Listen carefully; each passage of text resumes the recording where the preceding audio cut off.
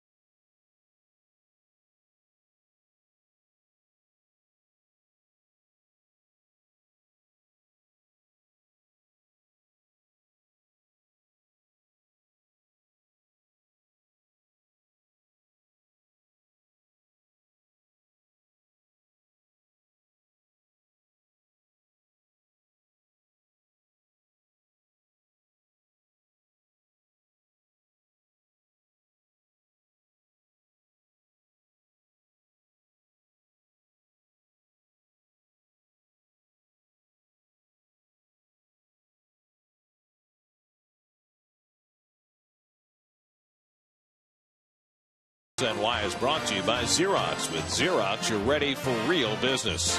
By your local Tri-Honda dealers. Hurry to your local Tri-Honda dealer for great deals on the 2013 Accord. By AT&T, rethink possible.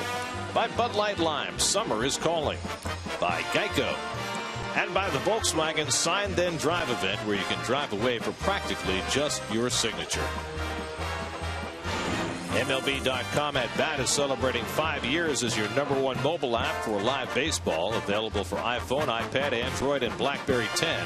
At Bat delivers Mets baseball with live audio, stats, highlights, and more. Text at Bat to 31826 or visit Mets.com for details.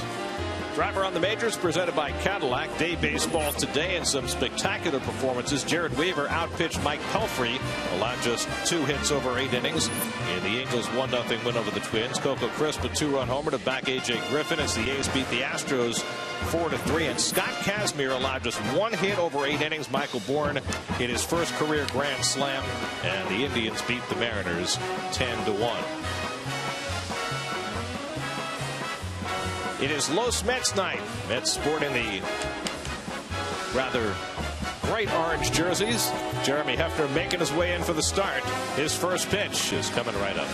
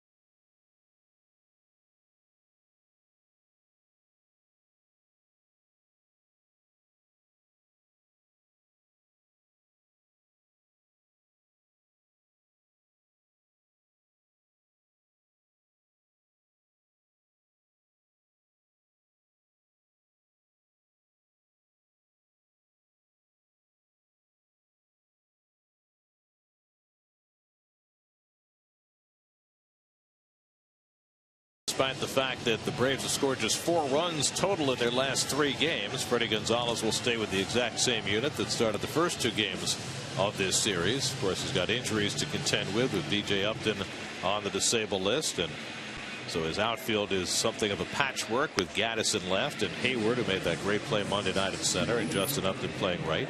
Jeremy Hefner trying to bounce back from his worst start. Yeah, 8 runs given up against those Philadelphia Phillies. Other than that, he was outstanding since June 4th. Looking for his 5th win. We'll take a look at the Metsy Lexus defense. Record behind the plate. Look at the ERA. You wonder why Recker's starting. Well, that's a big reason right there. Davis, big night last night. RBI double. He's got the first base anchor again over there. Andrelton Simmons led off last night's game with a home run on the second pitch thrown by Carlos Torres. It turned out to be the only run that the Braves scored last night. It was only the third time in Mets history they had given up a leadoff home run and then never given up another run the rest of the game. The first time it happened, it was Pete Rose in 1963 hitting a leadoff home run for the Reds. The other time it happened was Darrell Hamilton, who would later play for the Mets as a Rocky in 1998. Is that Pete's rookie year? 63, yep. Wow. Yes, it was. 1-1 to Simmons, and it's taken low. 2 balls and a strike. Jason Hayward on deck, then Justin Upton for the Braves, who began the day 12 games over 500. And despite the fact that they've gone into a bit of a tailspin, losing 10 of their last 17, there's a base hit for Simmons to lead off the ball game. They still maintain a 7-game lead in the National League East because everybody else, particularly the Phillies and the Nats, is faltering behind them. So Simmons is aboard. He's now got a 7-game hitting streak, and here's Hayward, who's 1 for 6 in this series. First innings have been problematic for Hefner, not just against the Phillies that last time out. His first inning ERA this season is 8.53.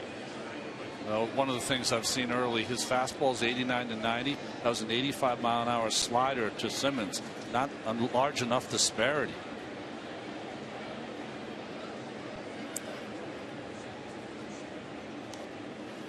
And Hayward swings through the 91-mile-an-hour fastball. There's your umpiring crew. Chad Fairchild has the plate tonight. Jeff Kellogg's the crew chief. He works at first. Eric Cooper and Paul Schreiber round out the crew. In that start against the Phillies, Hefner's velocity was definitely down from where it had been. One of the keys to his resurgence over the 6 weeks before that start had been the fact that his velocity was up. He had changed his mechanics a little bit, was getting another mile an hour or 3 on the fastball. Yeah, he was hitting as high as 94 miles an hour occasionally. So around 89 to 91 so far here in the first inning. As he was against the Phillies, more in the 89 to 90 range. Hayward reaches for it, taps it to Murphy, makes the tag, gets the double play. Nicely done by Daniel Murphy. 2 out and nobody on. Well, tough play here for Simmons. He's got to go the other direction and try to knock Daniel into the next county, so he can't throw. What you can't do as a runner is like the old offensive lineman. You got to keep your hands close to your body. Can't use your hands at all, but you can knock Murph with your shoulder or your body. And in that case, even had Murph not made the tag on Simmons, he ran out of the baseline, so he would have been out anyway. It's a nice play by Murph. So 2 out and nobody on for Justin Upton, who's 0 for his last 13. And he takes ball 1. Upton got off to that spectacular start this season. Through the first 23 games of the year, Upton was hitting .302 with 12 home runs and 18 runs driven in. Since April 27th, he's hitting .236 with 4 homers and 28 RBIs in 70 games. And a completely different player. He pops this one up for Ike Davis in foul ground. Hefner has a good first inning this time. A single and nobody left. Mets come to bat against Tim Hudson in the bottom of the first with no score.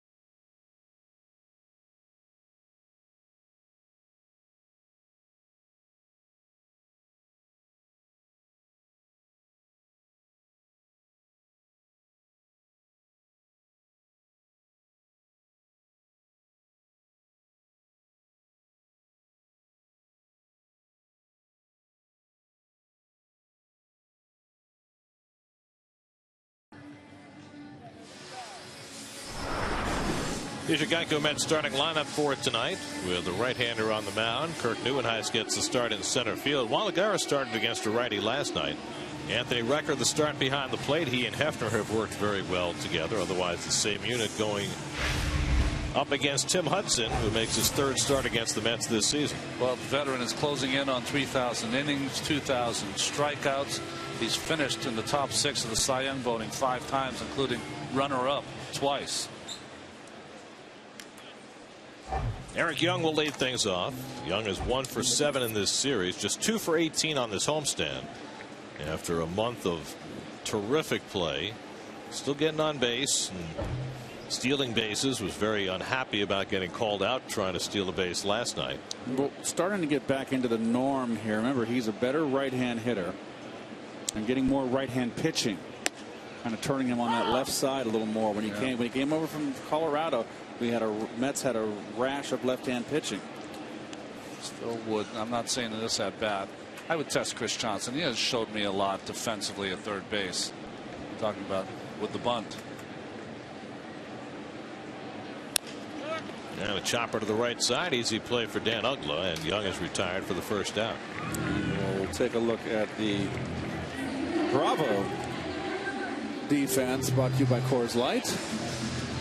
Well, Upton in right field did not display a very strong arm on I'd say a medium to shallow fly ball to right field. The Mets scored a run on, and they got the 3-run inning there that took the lead. Daniel Murphy 2 for 7 in the series, hitting .270 for the year. Looks like they've got Florida Gator uniforms on. That's good for Daniel, right? Well, he's a Jacksonville guy. Is he?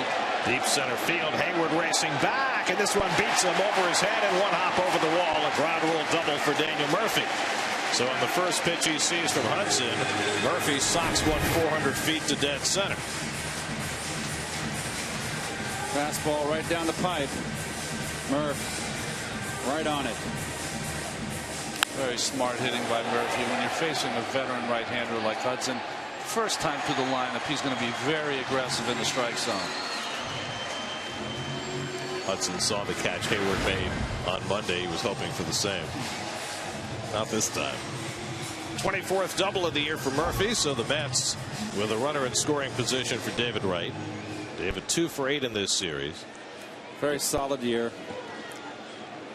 Wright has 74 career at bats against Tim Hudson, more than he has against any pitcher.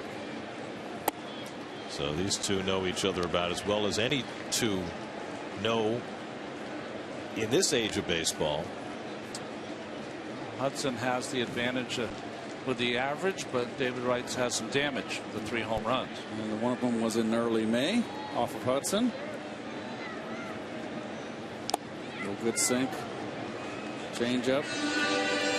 The last time the Mets saw Tim Hudson, that was that game Dylan G pitched, the rain delayed game in Atlanta. Hudson was on the other side, pitched very well, but he was going to lose 1-0.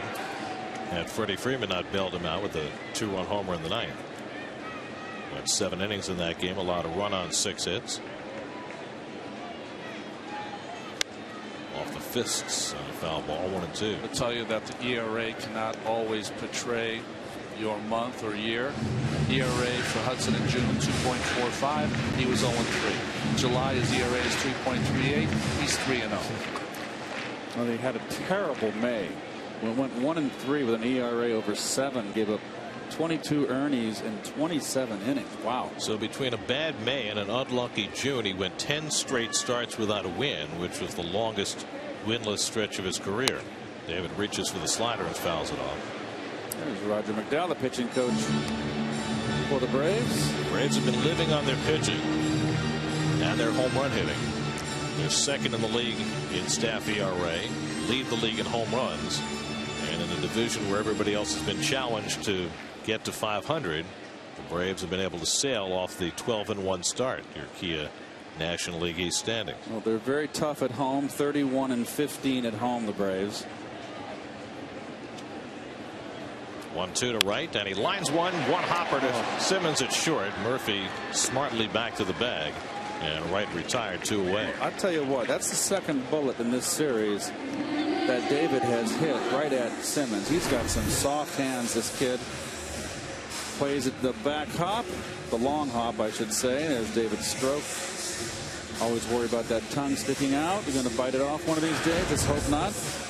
You know what's rare? You don't see many shortstops that know how to play the ball back on a really good hop. Usually they make that into a bad hop. Simmons, light years beyond his years as a shortstop. Well, there's every reason to think that at age 23, Andrelton Simmons is going to win his first Gold Glove this year. He's got very soft hands. Here's Marlon Byrd, 1 for 7 in the series, and he pops up the first pitch from Hudson. Freddie Freeman avoids tripping over the bag and makes the play to retire the side. A double and 1 left on after 1 at Citi Field. No score.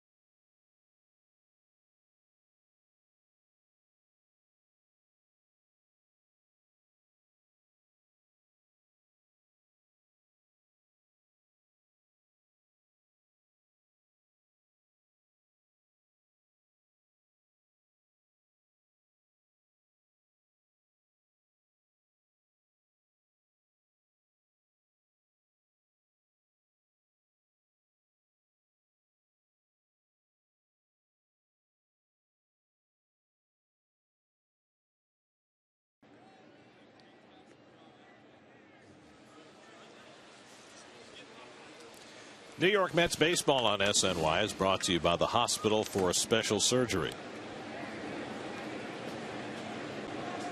Freddie Freeman leads off the second against Jeremy Hefner. Freeman 1 for 7 in this series, has a couple of homers in 7 career at bats against Hefner, and he fouls back the first pitch fastball. Well, Freeman, if you look at his stance, it's very peculiar. Holds his bat oh, there it happened again. This is the 3rd time this season. Keep shattering that glass, don't we? Those are our boys, or like Maria Callas. Anyway, does Freeman have to pay for that? I mean, coming at you. Got it. I'll try to expense it. Depends who you send it to. There you go. That's a complete job right there.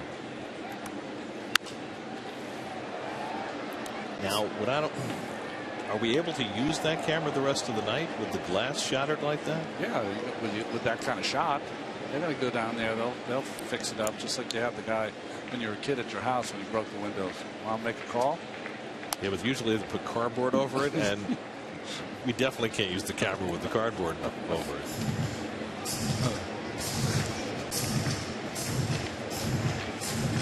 Freeman hitting at .307, 64 runs batted in. That's 7th in the National League.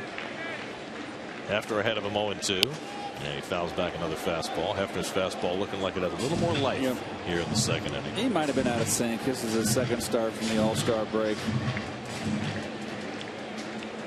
Freeman holds that bat horizontal. Look at his back shoulder. It's above his front shoulder. Very unusual. And you would think, because of the back shoulder being elevated above the front shoulder, that he would be a good high ball hitter, particularly, but he's not. He is a low ball hitter. Well, you would also think, looking at that, the way he holds the bat, that he'd be vulnerable inside. Yep. Well, they always said that about Stan Musial, too.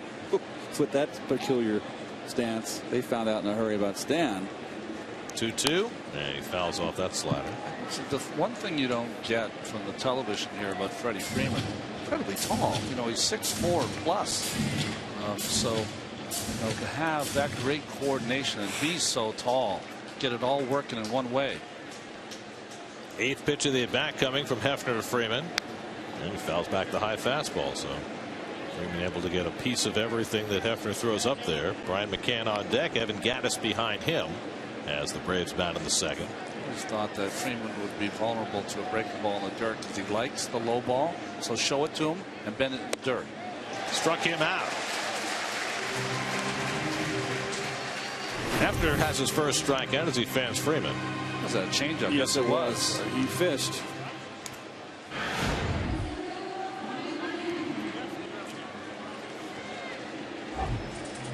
So 1 out and nobody on. Now Brian McCann 2 for 6 in this series. He's really been the hottest hitter in a Braves lineup that has really struggled to score unless they hit home runs.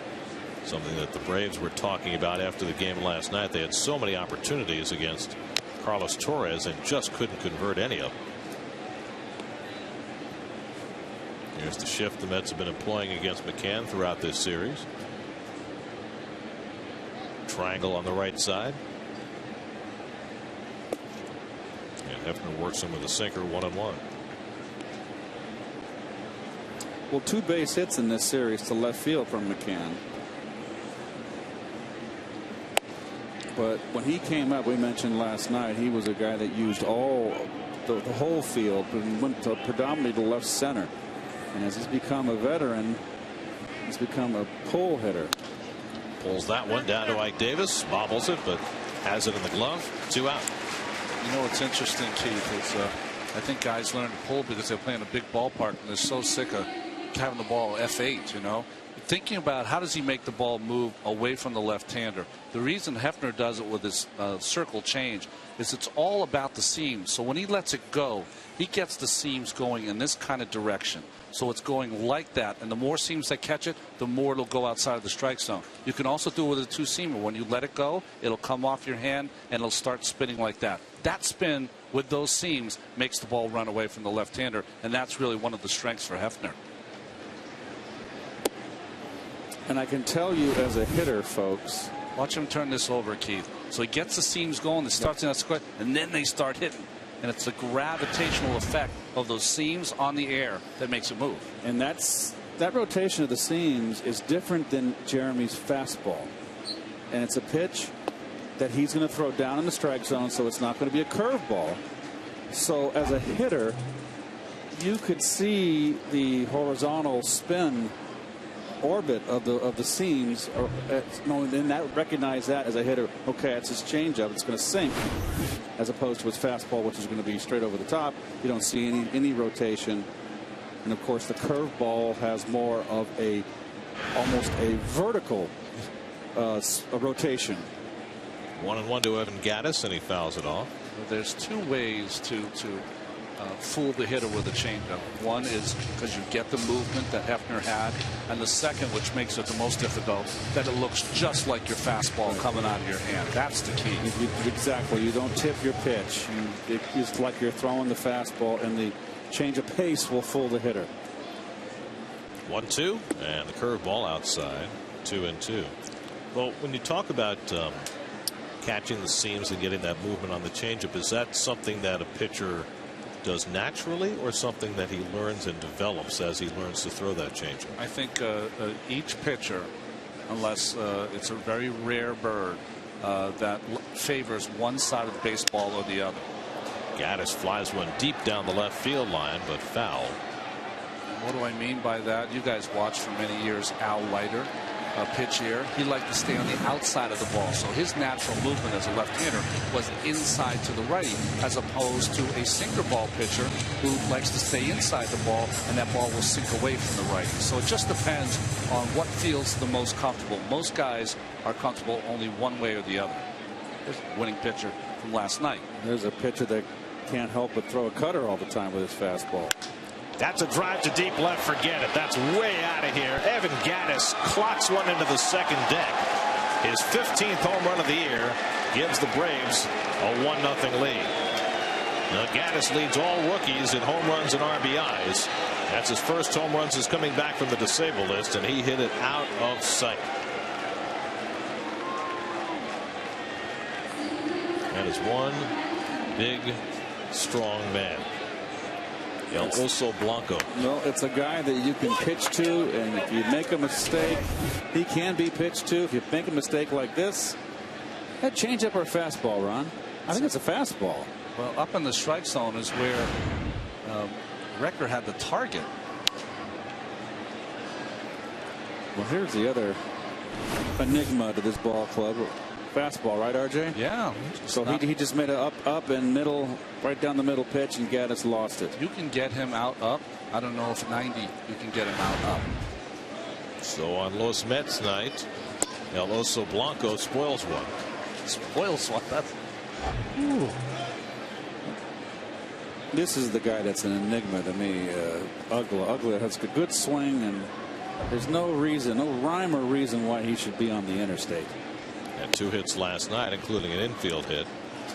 And he's been living there. I mean, he's had some tough seasons here with the Braves. The big contract coming over, long term. You got to say he has not lived up to it.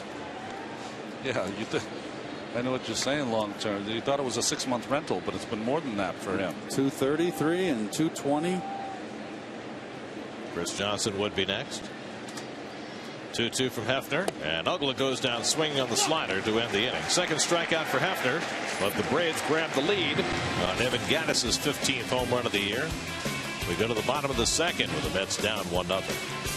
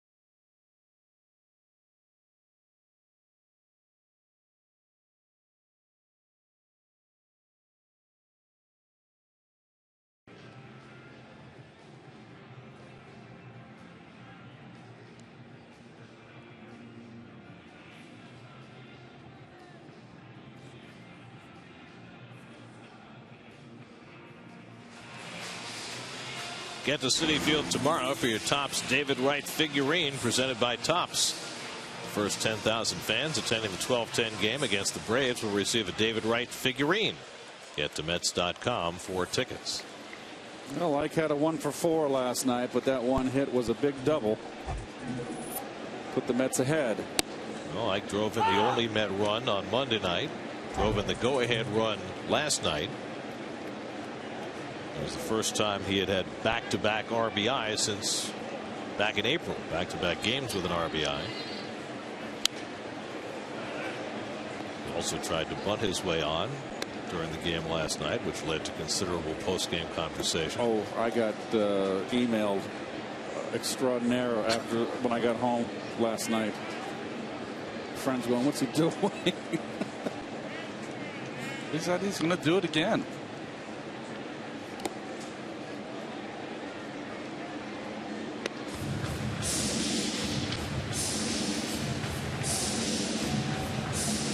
Kirk Neuenhuis on deck, and then Anthony Recker for the Mets in the second. Davis 3 for 8 in this series. And he bounces one foul down past Tom Goodwin. Well, it is of note watching Davis hit here that Lucas Duda began his rehab assignment down in St. Lucie today. Played 5 innings, played in left field, which is interesting. But he will play both first base and the outfield during his rehab assignment, and probably sometime in the next 2 weeks be ready to get back to big league action. And so these are important times for Ike Davis, with Josh Satin sitting on the bench and Lucas Duda looming down in Florida.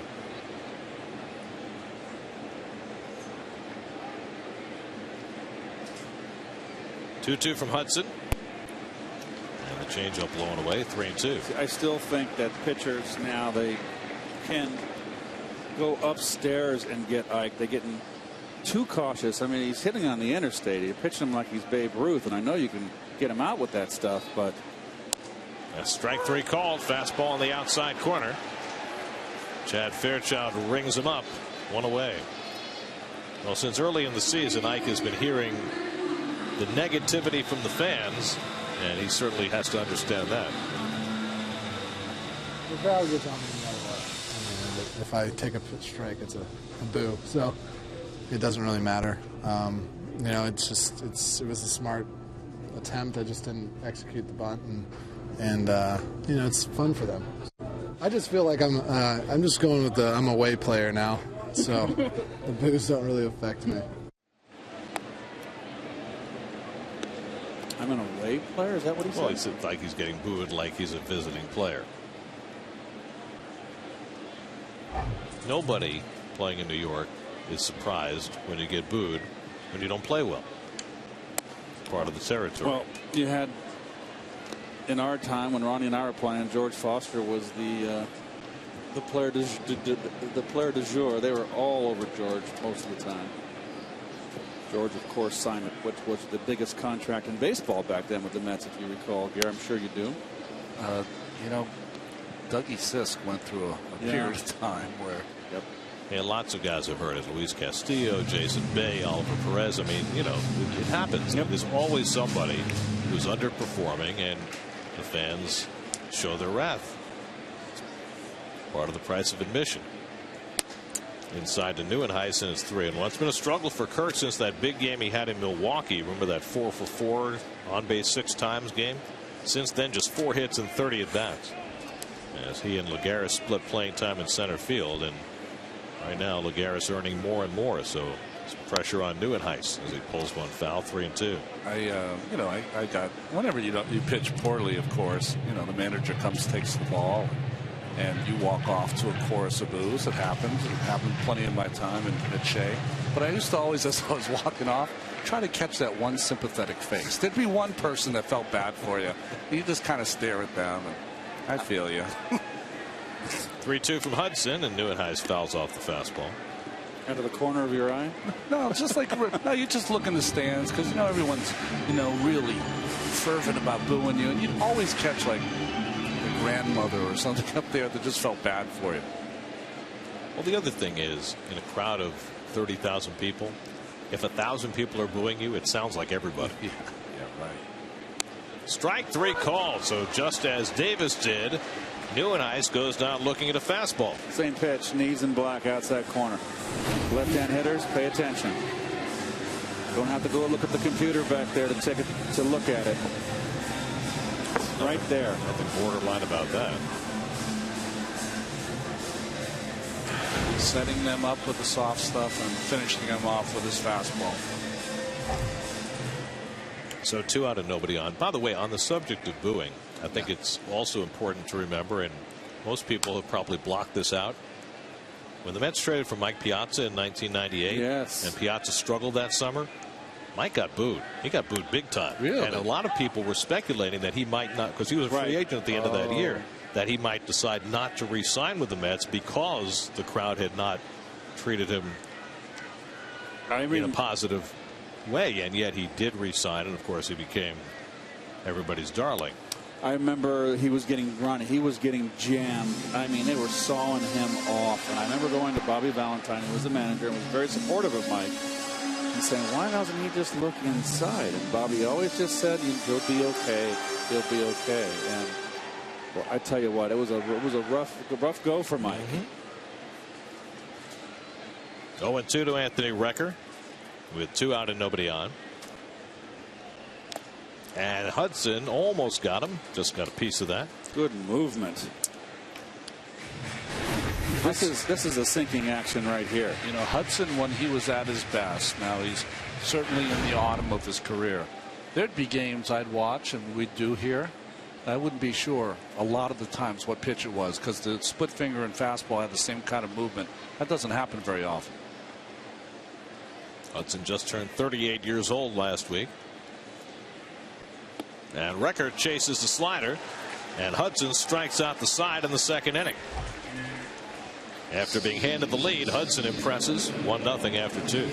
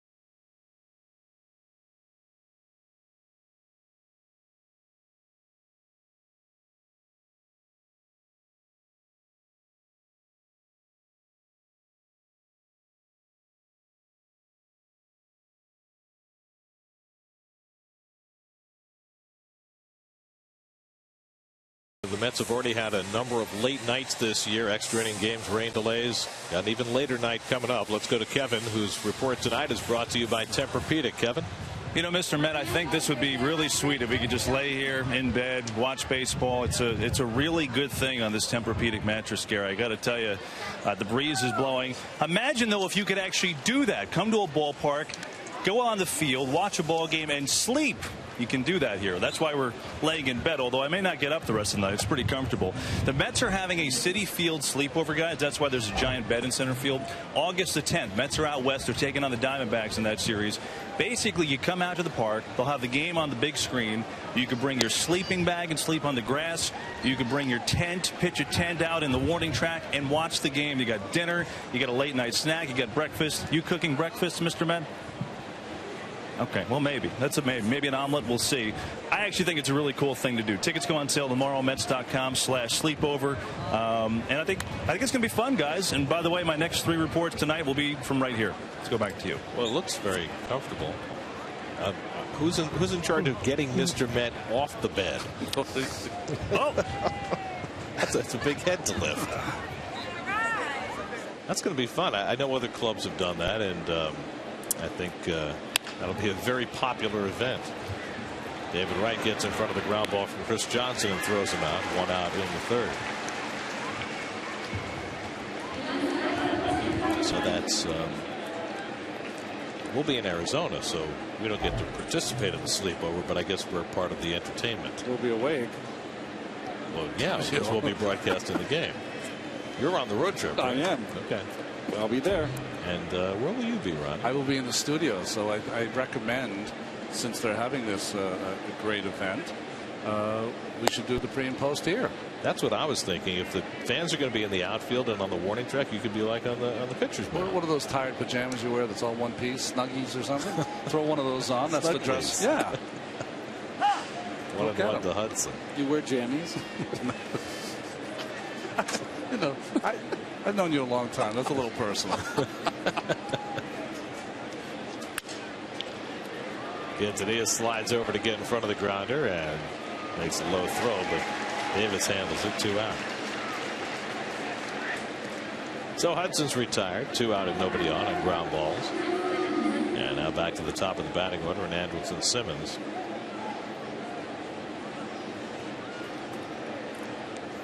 So it says here, I'm reading about this Citi Field sleepover, that you can spend 15 hours in the ballpark. The gates open at 5 p.m.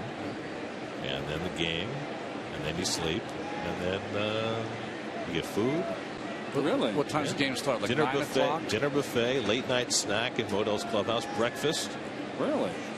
Says you can meet Mr. and Mrs. Met. By the way, was that Mrs. Met's spot that Kevin was taking on that bed? Is the game start 9 o'clock East Coast time, or what do you think? Yeah, it's got to be 9:30, something like that. There are early starts there in Arizona. Yeah, they start 6:30 local time, so that's 9:30 Eastern. Right? Yes, I'll double check that right now, Chief. 9:30. Arizona's 3 hours in the summer and 2 hours in the winter. Right. So 9:30, 12:30 game over. Post game, people will still be up chilling. Well, you're figuring no extra innings. What date is that now? It's going to be on Saturday or Friday? The 10th or the 9th? This sleepover. The July 25th, Thursday. Well, that's today. No, sorry. That's 10th. August 10th. August Okay, 10th. that is the Saturday right. game, and that is, I got a 5 o'clock start. Lined, and it's short hop by Quintanilla. Now the third base umpire says he caught it in the air. So 2 umpires made 2 different calls. Third base umpire said it was a line drive caught. First base umpire said out at first on a ground ball. We may never know. Jeremy Hefner says, what do you think? I don't care. 1-2-3 inning for Hefner. 1-0 Braves in the third.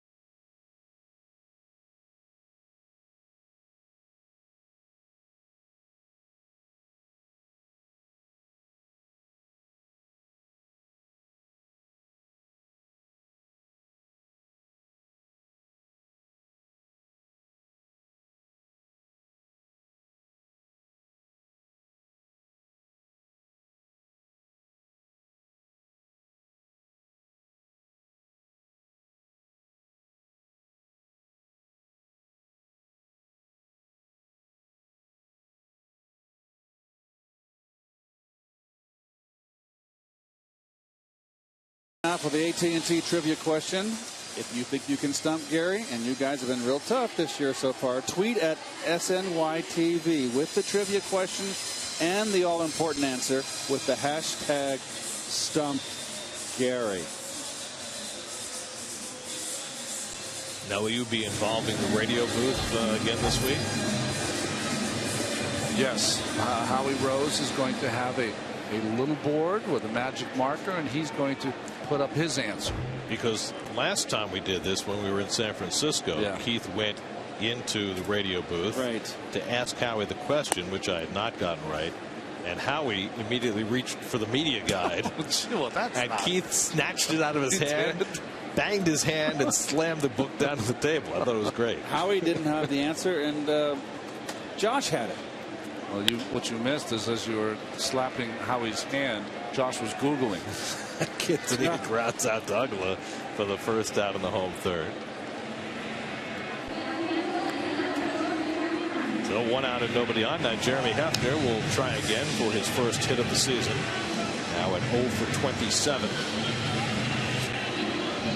Josh and Howie. They look like they're having a good time. You know, I listened to Josh on my way home, and it doesn't take me too long to get home, but I like his little segment at the end of after he's done all the scores and the highlights for the Mets.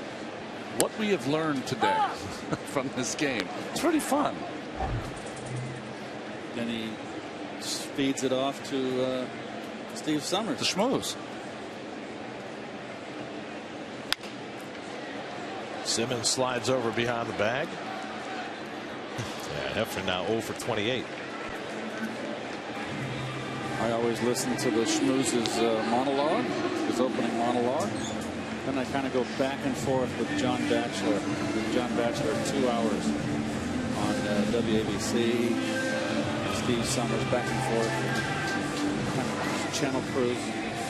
John Batchelor has a really good show. It's a wide range of international topics. He's a very bright guy. You don't relax with any music on the way home? Sometimes I do. Sometimes I do.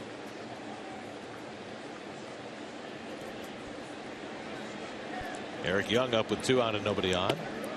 And Hudson misses low. I mean, you know, you're now in the demographic that might want to turn on the easy listening station. Oh, geez. That's why we can still listen to the Sinatra station. As far as you live from here, you could do a book on tape every day. That's true. You could have learned 4 languages. Hudson's retired 7 in a row since Murphy's double in the first. And Young bluffing the bunt as Johnson came charging in. Speaking of languages, Ronnie, I think I've made a Custer decision. I haven't traveled in a long time. Yeah. And I think when the season's over, I think I'm going to go over to Spain, my home of my father, and my father's side of the family, obviously. Never been. I think I'm going to spend around 3 weeks over there. Awesome. Toward the middle of the diamond, Simmons flashes over. And a close play got him at first. Side retired. And with Simmons showing off his arm, and Eric Young, who was unhappy with Jeff Kellogg yesterday at second base, now unhappy with him at first.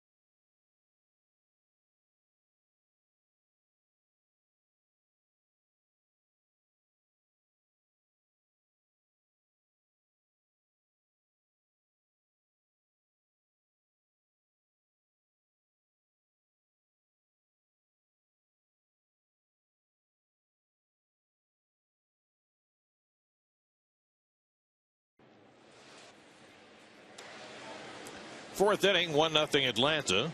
And Evan Gattis home run, the only blemish against Jeremy Hefner, who will face Jason Hayward leading off in the fourth. Hayward grounded into a double play his first time up.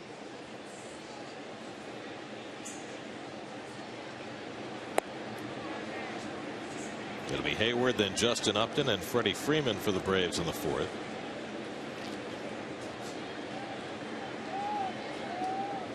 Well, Hefner is already well ahead of the game after getting knocked out after 2 innings in his last start. Back on his game tonight. Now, Keith, you were talking about in the open the resiliency of the team, the ability to come back. Well, now the last 23 innings pitched by the Mets starters, only 2 earned runs given up. That helps you. Yep. Have a good day the next day. Most importantly, you know, we've only got so much time. We can't really elaborate on our open. We just got to get right to the point. But I think the most important thing is that the club has to get to 500 first, and that's critical, and that's one day at a time. Hayward reaching for it, dribbles it up the first baseline, and right there is Ike Davis, 1 away. So 1 out and nobody on. Speaking of pitching, Zach Wheeler is standing by with Kevin Burkhardt. Kevin. You know, Zach, you've gotten certainly more than your feet wet now with 6 major league starts, and I'm sure when you came up with everything that went on, you know, pitching in front of your hometown essentially, and going to this point, a whirlwind of sorts. So what's it been like for you now, getting this experience so far? What's it been like, and what have you learned so far? You know, yeah, it's definitely been a whirlwind. You know, it's nice to have my first start in Atlanta. Yeah, I'm getting my feet wet. Trying to learn new stuff every time out in between games, like bullpens and stuff like that. And, you know, just talking to different teammates, Harvey, G, Hef, you know, all those guys. And it's definitely been a lot of fun, just learning experience every time out. So I was going to say, with all the pressure and all the fanfare, is it now time where you're actually starting to be like, okay, I'm a big leaguer, and can you enjoy it while you're going through this process? Yeah, it's definitely fun. Like I said, it's a learning experience. So, you know, you're out here playing the game that you love. And, you know, you're always trying to get better so you can be that top pitcher and, you know, hopefully, you know, help the Mets out and win a lot of games here in the future. You're talking about learning some things. Give me a specific. What have you learned, or give me one bit of advice that has helped you to this point? I think this, you know, one of my things if always going in is just attacking guys. I need to start getting ahead a little bit better. And, you know, that'll limit my pitch count and stuff like that, and allow me to go a little bit deeper in the games and help save our bullpen a little bit.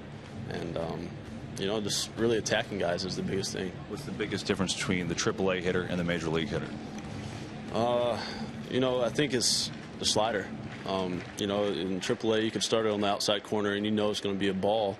And, you know, it ends up out of the zone, like I just said, and they'll swing at it every time. But up here, you know, if it starts on the outside corner and they see that spin, they're not even going to bite at it. So, you know, you got to start figuring out little stuff like that, release points and stuff. You know, start to slide it a little bit more in the plate and let it fall off. It sounds like something so simple, but is that harder than it sounds to actually readjust that and just know that you got to be more precise with that pitch? Yeah, that's definitely harder than people think, I think. I mean, you know, that's what you work on between outings. You know, just throwing in the outfield every day and stuff like that.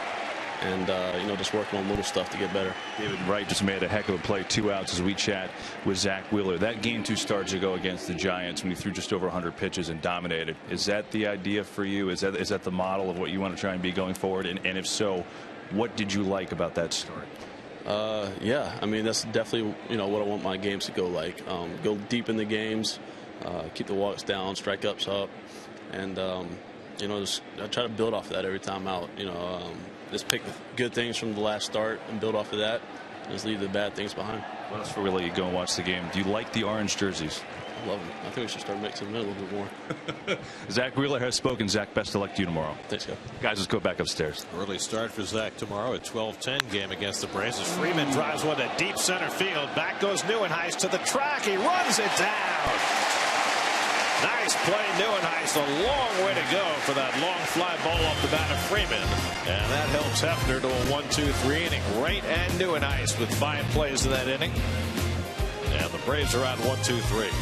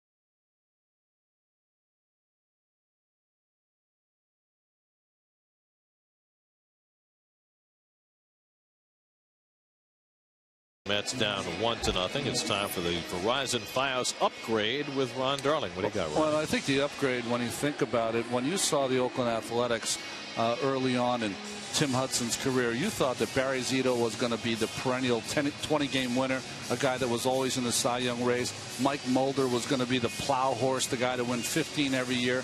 And you didn't know a lot about Hudson. You knew that he had a good year. He won 20, but you didn't know how long he would last because of the size and stature. He's a shortish, right-handed pitcher. But of all three of those pitchers, and of course Zito's still playing, Mulder is retired, Hudson has been the one that has kept his stuff, has been the best pitcher of all those three for the longest period of time. So he really was the upgrade of those three phenomenal pitchers. Now in his 15th big league season, 204 major league wins.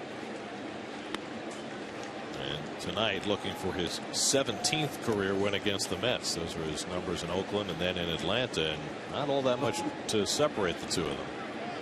Verizon Fios, making life more entertaining with America's fastest, most reliable internet. That's powerful. David Wright on deck, then Marlon Byrd as the Mets try and crack through against Hudson. Murphy's been the only Met base runner. He hit a double over Hayward's head in center field with one out in the first.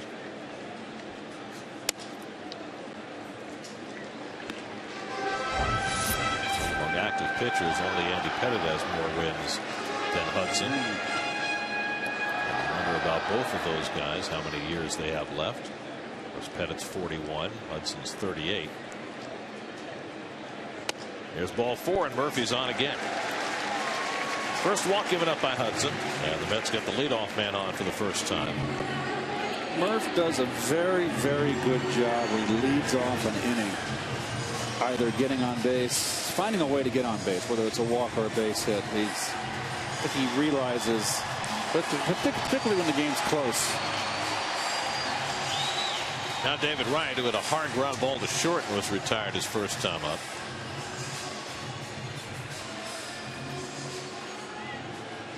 David has hit into some hard luck on this homestand. He hit 2 home runs in the series against the Phillies, but he hit a couple of balls to the fence in that series that were caught. Another one in this series. Hudson moves him back.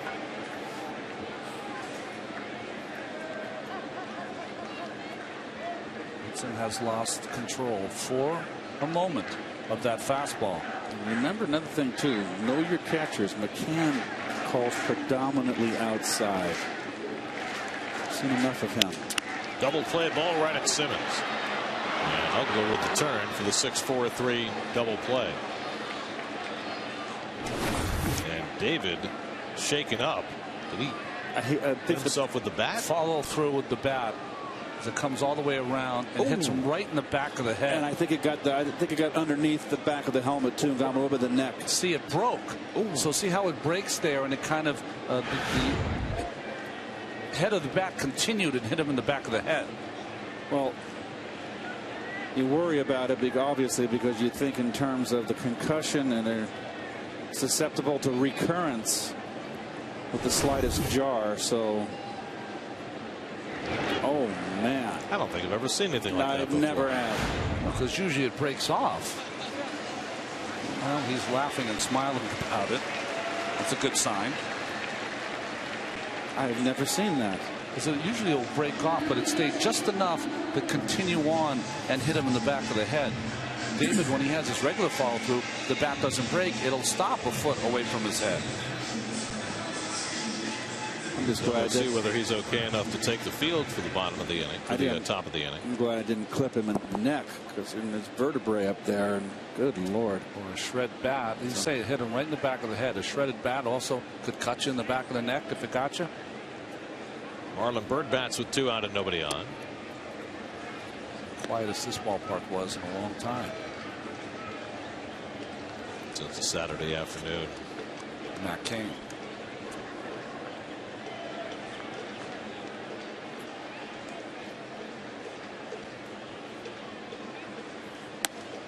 And a fastball strike to Byrd, 1-1. Marlon fouled out to the first baseman his first time up. 1-0 Atlanta on a home run by Evan Gattis in the second inning, and so far Hudson has made that stand up. Yeah, A good curveball. 1-2 to Bird. Hudson is such a master. David's all right.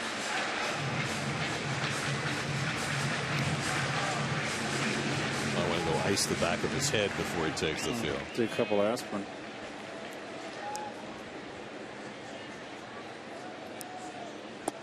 Bird watches just outside. Boy, Hudson was heading for the dugout. Thought he had it. Set him up, slider away, and then started this fastball out and brought it back over the outside corner. And what has Hudson been doing to the Met hitter so far? He's been going after him with 2 strikes ahead with that fastball away. Same pitch outside. 3-2. Hudson has walked 1. He struck out 3, allowed no runs and 1 hit. Ike Davis would be next. Bird has just 1 hit and 9 career at bats against Hudson. Grounds this one toward the hole. Simmons with a terrific stop. No way he's going to get Bird though. It's an infield hit for Marlin. That was a Ray Ordonez type sliding stop. And up and whirling. Man, what an arm.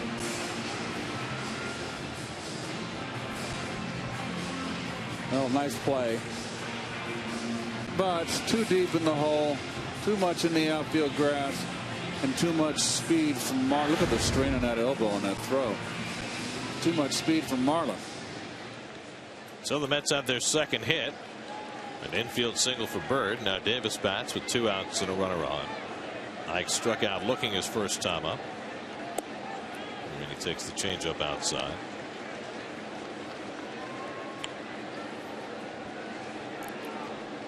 Ike has not hit a home run since returning from the minor leagues.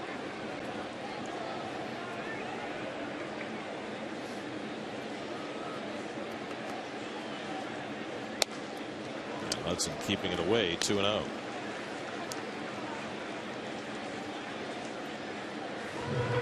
Kirk Neuenhuis would be next. Hard to see a 2-0 change up here to Ike Davis. Let's see what Hudson opts for. Good call. He missed. He's got to be careful here. It could be a hit sign. He's pitching thinking of Neuenhuis. I'm not saying he's not trying to get Davis out, but he knows who's on deck. Tim Tuffle down the third base line gave no sign. But you got to be careful with that. And that's outside. Ball 4. Hudson thought he had a strike there. Didn't get a call. Asking Chad Fairchild where it was. So the Mets have 2 men on. That was a classic pick your poison, right, Ronnie? Yeah. Decided at some point he was going to be very careful with Ike on the corners, although he thought that one was a strike. He's thinking he's getting squeezed a tad. So 2 walks in the inning issued by Hudson. And now Neuenhuis with 2 out and 2 on. Kirk took a call third strike his first time up. Right now in an 0 for 11 skid that's dropped his batting average under 200. You should take this personally if you're a hitter. Use this as a chip on your shoulder. Pitching around a guy to get to me. I'm going to make him pay. First pitch curveball for a strike. Anthony Recker on deck. That's a 2 out and nobody on. An infield hit for Bird and walk to Davis. And now in a 1-0 game, Hudson has a big out to get. And Neuenhuis swinging at a slider at his feet. 0-2. 2 breaking balls. And this is first one was okay high, but this one's even better. Not a strike. More like a cutter almost, Ronnie, there. Yeah.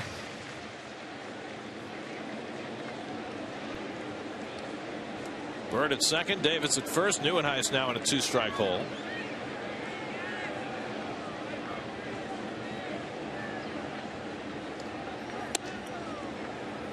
That's a show pitch right there, Ronnie. Show pitch because that's what he struck him out the last time up. So show him that you're going to go outside. Misses by about a foot. Now he's opened up to that slider back in.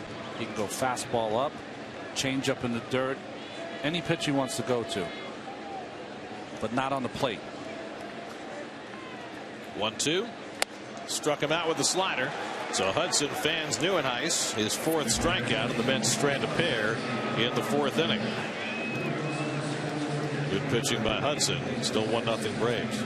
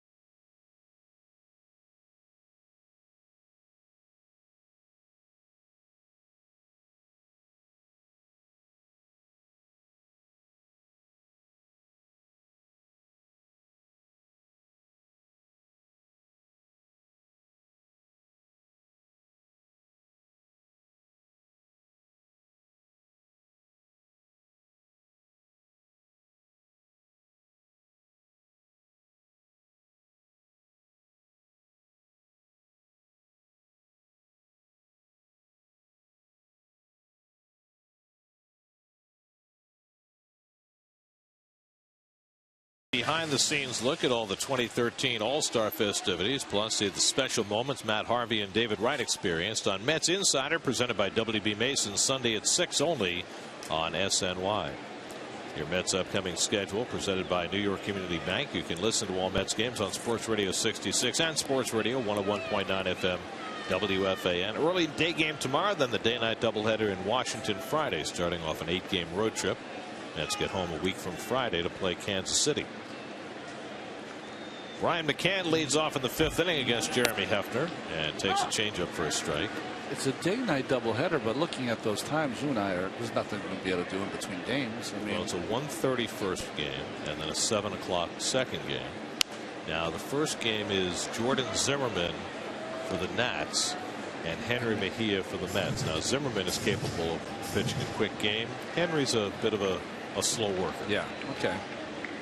It's going to be fun, though, seeing Henry on the mound again. I think he's very much looking forward to the opportunity. And what's interesting is that if Henry Mejia can come up and pitch well, and he's been pitching very well in Double-A, and we'll see how that translates. It might give the Mets an opportunity to do something that they've been talking about, which is to go to a 6-man rotation for a couple of turns to try and save some of the innings for Harvey and Wheeler. And that would last, you would think, as McCann hits it into the shift. Murphy bobbles it on the outfield grass and can't throw McCann out. Well, that's the danger of playing that deep. If you don't handle it cleanly, you got no shot. That's got to be an E4 right here. And that is way in the outfield grass. And it is an error on Murphy.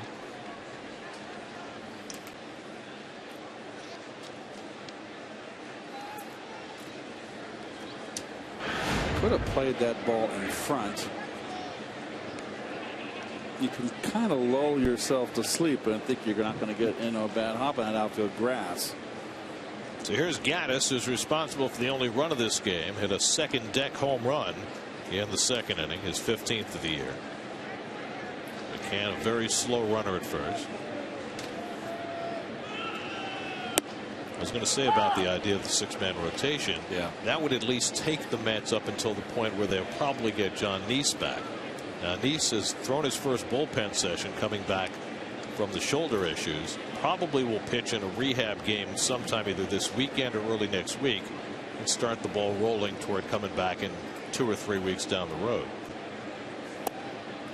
1-1 to Gaddis. Well, probably one of the only mistake Hefner has made today, and that's put him on the L column side right now. 1-0 Braves. Home run right there, number 15 for Gaddis. A high fastball over the middle. Well, one thing we've seen with Gaddis, and it was even apparent during that at bat in the second inning, is you don't have to throw him strikes. Right.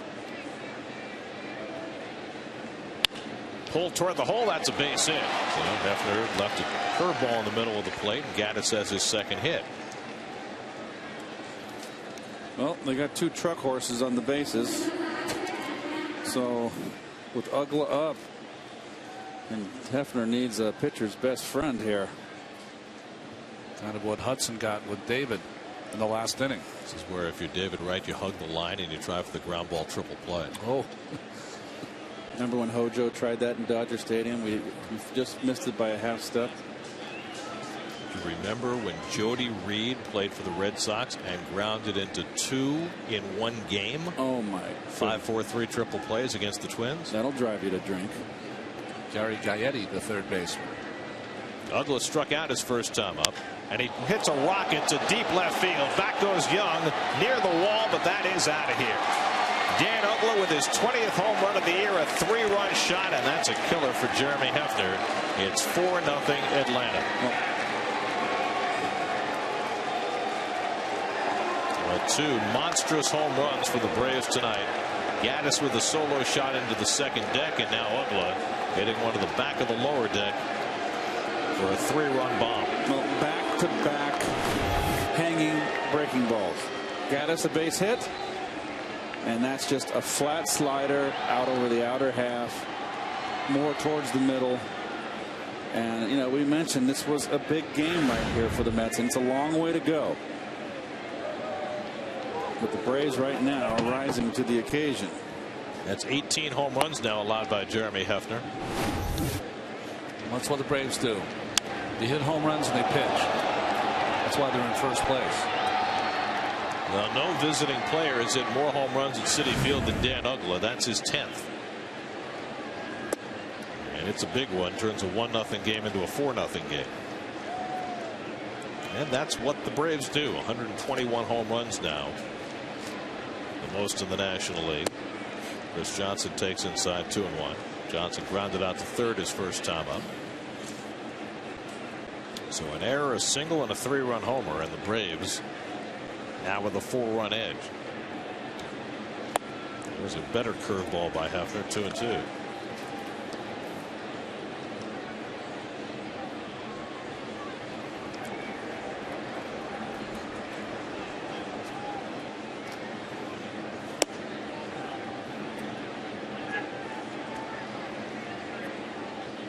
Braves at the top of the list in the National League. You know what that home run also does? Gets Dan Ugla's batting average over 200. He doesn't get many hits, but he does damage with them. I mean, where is he now? He's at 47 ribbies, 20 home runs. You'd like a little more ribbies out of the 20. Yeah, absolutely. But like so many guys in that order, even when they're not hitting, they're a threat every time they come to the plate. It just seems like Jeremy has just been victimized by the long ball. 18 home runs on the year.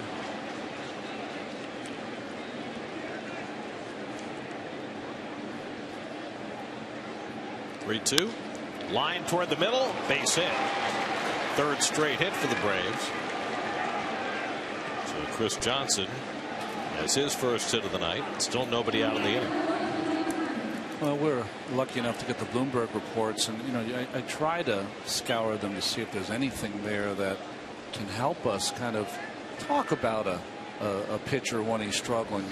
And the one thing you did notice is that the slider has become a more important pitch for Jeremy.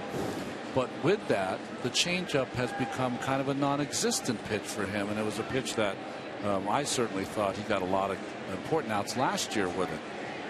That's not to say that the slider has not been a good pitch for him, because it has been.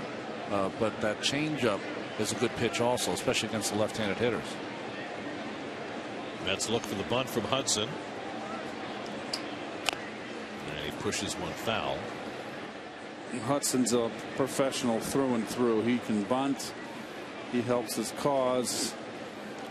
Got a home run this year, 3 in his career.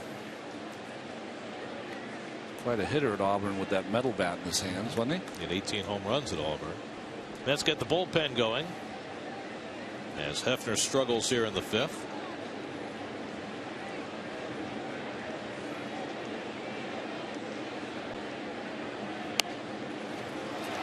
And that's beyond Brecker's reach, 0-2. Well, this would be a great concern to Terry Collins if Hefner can't get out of this inning. He's got Zach Wheeler going tomorrow. Wheeler's had trouble going deep into games as Gonzalez Herman gets up. And then you've got a day-night doubleheader coming up on Friday in Washington. So to have to get into the bullpen early tonight could be of terrific concern. Now, Terry said before the game LaTroy Hawkins is absolutely not available tonight after working the last 2. So he's already short to begin with. Hudson takes a swing and fouls it off. But you know, Edgin hasn't pitched. Atchison hasn't pitched. There's plenty of arms down there. Right. Well, I think Herman is going to get some work. He's going to go deep into the game here. We're going to give him some. Hefner is the 3rd batter. Hudson pushes it foul, and that's strike 3. Wow. 3rd strikeout for Hefner, 1 out in the inning. We talked, Gary, before about that 6-man rotation. Kind of the catch-22 of all of that is that in a game like this, Carlos Torres might be the first guy coming out of the bullpen. And I think that's the long-term plan once Neese comes back, is to get Torres back into a bullpen role as well as he's pitched in his first 2 starts. He's of such great value in that bullpen as a guy who can pitch multiple innings. Here's Andrelton Simmons, who has singled to left and lined out to short, 1 for 2.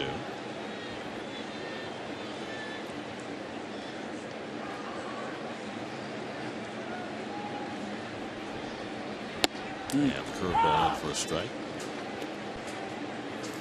Nice little breeze coming kind of into the booth here, blowing in from a little bit from center field. It's kind of rare, right? Yeah. That wind blowing in from left did not appear to bother Gaddis nor Ugla.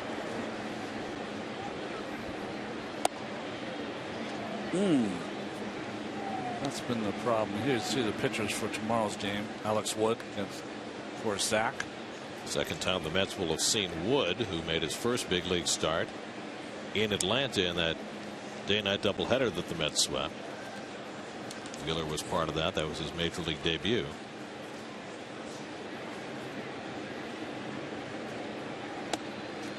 Again, Hefner runs it inside, 2-1 to Simmons. You know, if you watch Hefner against Hudson in this game, Chad Fairchild has decided he's not calling any fastballs inside to the right-handers. Last pitch by Hefner before that one was a strike.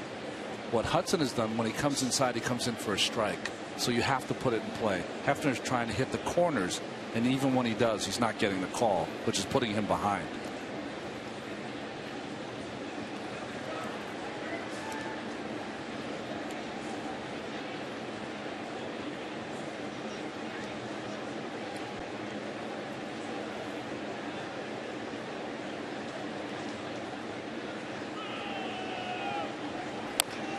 So is that the experience of reading the umpires, or just an ability to pinpoint your pitches that you're talking about? I think it's reading the umpire and just understanding that you're not going to get a strike in there. Hudson tried to do it the first couple of innings and didn't get it. So when David came up, what did he do? He threw a pitch away, and then he threw a pitch more down than inside, a pitch that David had to go after, and got the double play ball. So maybe what he could do, Hefner, is get a little more contact in. Just concentrate on down. Hard to do it on the fly. I'm making it sound like it's a very easy thing to do. It's not. It's very, very difficult. But, you know, Hef has gotten himself into a point where he's throwing a lot of pitches because he's trying to be so perfect, when honestly he's the kind of pitcher that wants the guys to put the ball in play within 3 pitches. Let's not fool around. And Simmons drives one to deep left, and that is gone. Another hanging breaking ball from Hefner, and Simmons, who homered last night. It's a 2-run shot, and the Braves have broken it open. It's 6-0 Atlanta. Here in the 5th inning, a 3-run bomb from Ugla, a 2-run shot for Simmons. The Braves have hit 3 home runs tonight, and they've all been no doubters. Number 11 for Andrelton Simmons. I got to think that Terry wants to have to get out of this inning, can pinch hit for him next inning, and Herman can get some time in. And there it is, another hanger, as you called it, Garrett.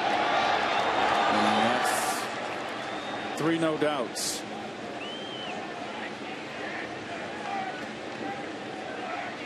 So for the second straight start, Hefner gets cuffed around. Now he'll face Jason Hayward. Hefner had a great run leading up to the All-Star break, an 8-start span where he had a 1.76 ERA. He was doing a much better job keeping the ball in the ballpark. And then the Phillies tattooed him on Friday night, and the Braves starting to do the same. And he knew it right away. That pitch gets hit for a home run almost all the time. David Cohn, I hear him, he describes it in an interesting way. He says when you hang a breaking ball, it sits on a tee for a while and allows that hitter to adjust and tattoo it.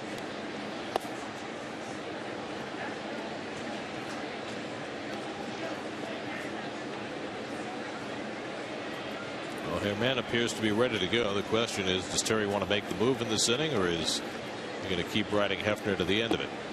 And there's ball 4 to Hayward, and that might force his hand. That's going to be it. That's going to force his hand. So Hefner is done after 4 1/3. He's given up 5 runs here in the 5th inning on a pair of monstrous home runs. And Terry will make a double switch, and Juan Lagares will come in to play center field. Gonzalez Herman will come out of the bullpen. Call to the bullpen is brought to you by Verizon Fios. The Braves have built a 6-0 lead here in the 5th. We'll be right back.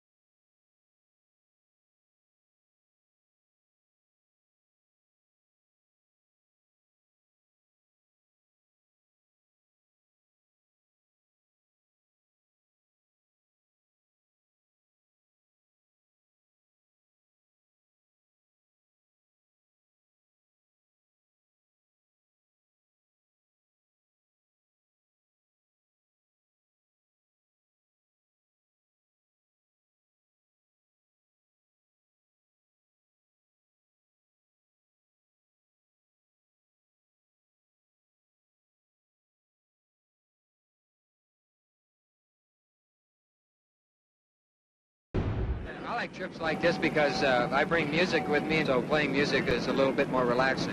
I sure hope that we can go into Pittsburgh and take 3 straight there. We'll go back to New York, and we have a good chance of being in first place. We're going into Pittsburgh now, and there's a do-or-die series for us. We're going to get to Pittsburgh. We have to do it ourselves, and if we can get there and get hot, well, who knows? We might be working on a groovy thing. Look inside a Mets charter flight in 1970. Yep, that was outstanding. Lovely wallpaper. Wallpaper. Juan Lagares plays center field and bats 9th. Gonzalez Herman pitches and bats 6th. Look more like paneling. Herman's 5th outing. He has come into some tight spots and performed well in his brief big league career. Another rough night at the office for Jeremy Hefner, giving up 3 home runs to Gaddis, Ugla, and Simmons. responsible for the 6 runs. Justin Upton is 0 for 2 tonight.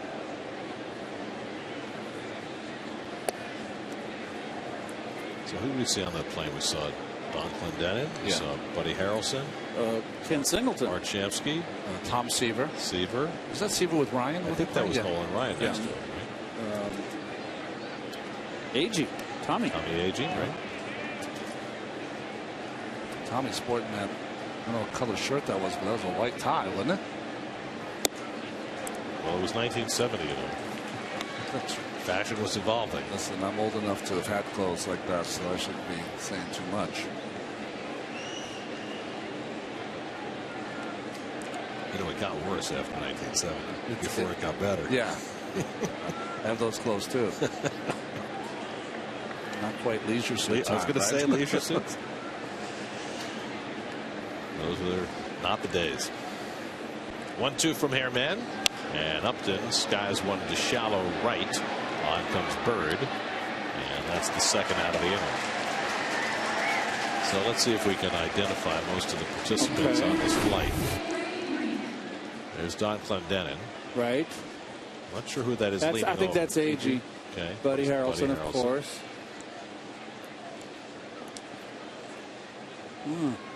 There's Art Shamsky. Shamsky, Agee. Brody behind him. Ryan and Steve. I thought that was Brody with Buddy Harrelson. Jerry Brody. Here's Freddie Freeman, who struck out and flying to center field. Notice how there weren't too many distractions. These guys were interacting on the plane, playing cards, chirping to each other. You mean having a conversation? Not Timothy Leary tuning out. They didn't have Netflix then. Nothing like a little camaraderie on the old airplane.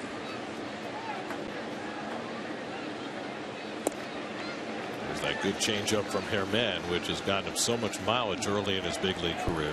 He's got a little 3/4 arm slot. He throws all his pitches from that same spot. That's why his fastball and changeup are hard to pick up. You can kind of nurse him through the league for the first time. He likes his changeup. No one knows anything about him.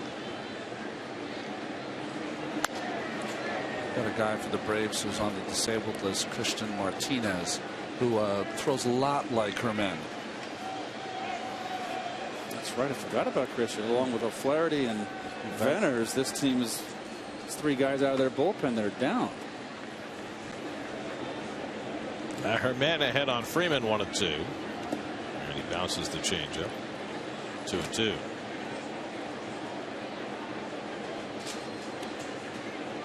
Freeman last time up hit one of the warning track in center field. And Neuenhuis ran it down.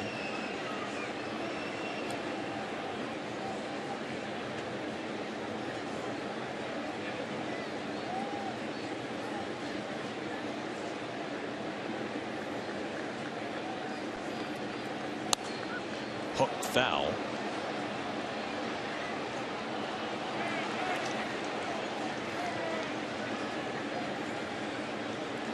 Freeman, the 9th man up in the inning. Brian McCann, who led off the inning with a ground ball that Murphy booted for an error, would be next. Braves have scored 5 times here in the 5th inning. A 3-run homer for Ugla and a 2-run shot off the bat of Simmons. Again, the 2-2 to Freeman. Got him in on the fists, and Ike Davis handles the ground ball to end the inning. But a very productive inning for the Braves. Herman gets a couple of outs, but a rough go for Hefner. Dan Ugla with 2 men on. It's one out of sight. His 20th. Later in the inning, Andrelton Simmons with his 11th. A 2-run bomb makes it 6-0 Atlanta halfway through.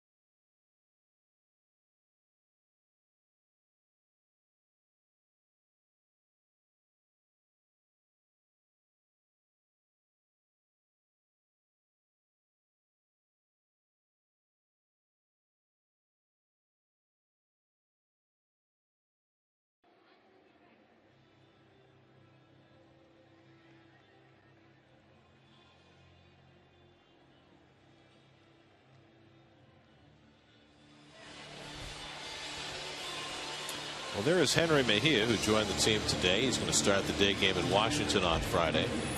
Mejia spent most of the first half of the season rehabbing from elbow inflammation. Remember, he had Tommy John surgery 2 years ago, opted against surgery this year. Anthony Recker leads off and grounds a base hit through the hole into left field. And so Recker, who had been 0 for his last 8, gets the Mets started at the bottom of the 5th with their 3rd hit on Tim Hudson.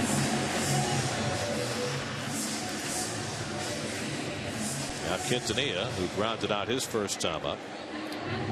Quintanilla could get a rare day off maybe tomorrow with the left-hander Wood going. Justin Turner back active and so available to play shortstop. The Mets have gone a long time without a backup shortstop. What's also interesting is that over the last week or so, Ruben Tejada has begun to play very well in Las Vegas. He got off to a slow start there after he was first down on rehab and then optioned to AAA. Ugla goes for the lead man and just barely gets Recker at second base. With a 6-run lead, Ugla taking a chance and gets the lead runner. But not really, Garrett. It plays in front of him. You know he has to hustle. Closer than you thought. Simmons even anywhere near the bag? No. He was given that, you know, you're there, you're close. Neighborhood? Yes. Play.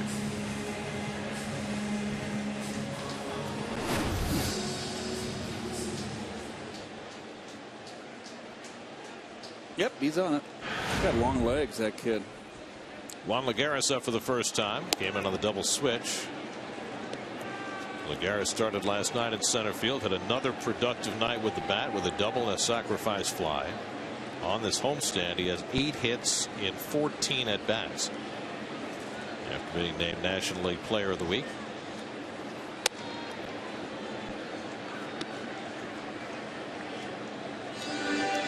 Fifth inning recap presented by your local Tri-Honda dealers. Braves with 3 very long balls against Jeremy Hefner.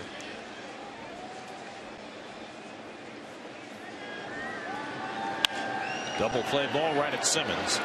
And Ugla with the turn for the 6-4-3 double play, and that'll do it for the Mets in the bottom of the 5th. On to the 6th, 6-0.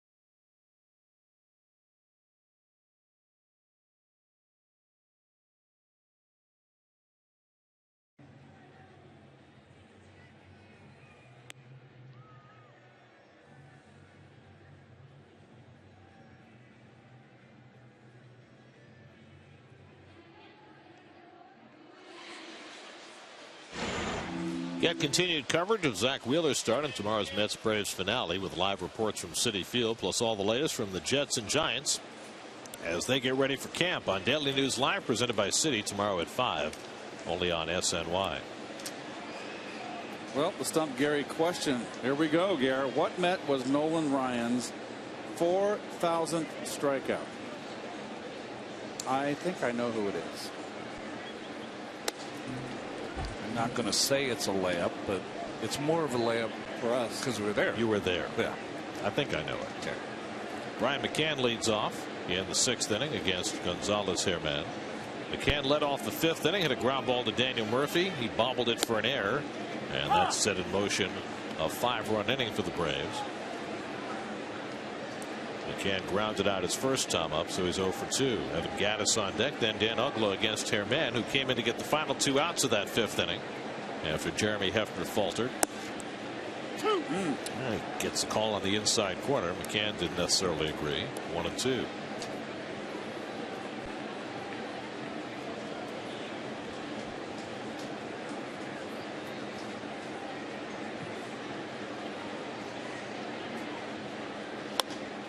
And the changeup popped up. Quintanilla out. Gives way to Murphy. And that's the first out of the inning.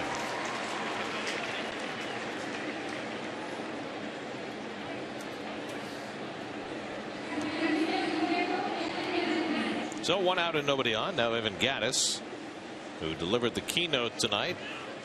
A home run that went into the second deck in left field in the 2nd inning.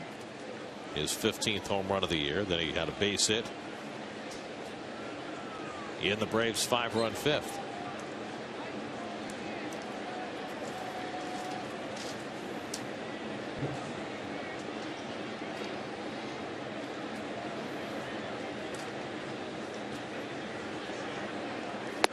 Oh, good slider. I believe that is Ricky Nolasco throwing up there in Toronto. That 2-0 lead in the bottom of the 5th. He hasn't given up a hit yet. Toronto up on Boston. That's going to get hairy over there in that division. It's getting there already. Red Sox leading by a 1.5 games after John Lester beat the Rays last night. Check swing on the slider, and he went around. Jeff Kellogg with a call. 0 and 2. By the way, speaking of not many hits, the Nats tonight at home against the Pirates just got their first hit against Francisco Liriano in the bottom of the 6th. Wow. Down 1-0. 5 straight losses for the Nats to fall 4 games under 500, and starting tonight only 2 games in front of the Mets, and even with the Mets in the loss column. Who had that in the pool? Struck him out. Good job by Herman to get Gattis, who's retired for the first time tonight.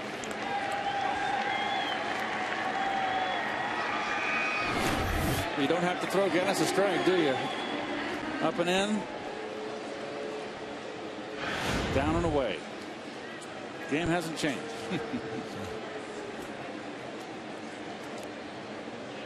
So 2 out and nobody on. Now Dan Uggla, who crashed a 3-run homer in the 5th inning, his 20th of the year.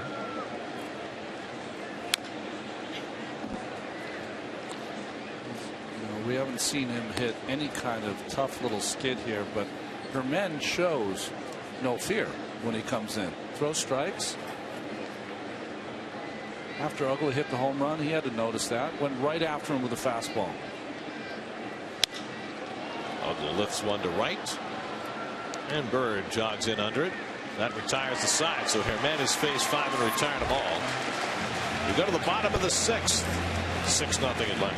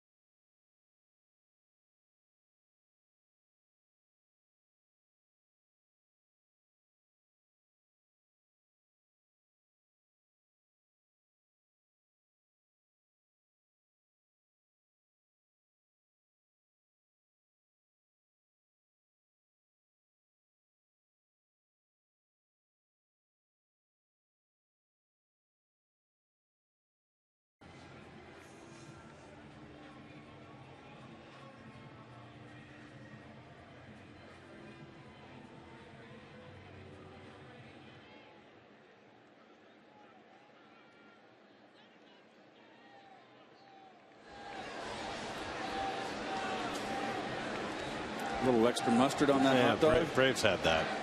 They decided they didn't like that. It looks good now. Got way better now. Right. Eric Young leads off in the home 6th inning. Eric's 0 for 2, grounded out twice against Tim Hudson, who's working with a 6-0 lead. Daniel Murphy and David Wright, third time around the batting order for the Mets against the 38-year-old Hudson, who paints the inside corner, a ball and a strike. So when do I get to answer the question? Yeah. Let's wait till after Eric gets. We have to get my backup going first. Eric Young, let him get a hit, and then we'll go from there. We're giving you a little more time. You look like you're befuddled. You know, I've been often befuddled this year. This is one of the few times where I actually think I know the answer. Great.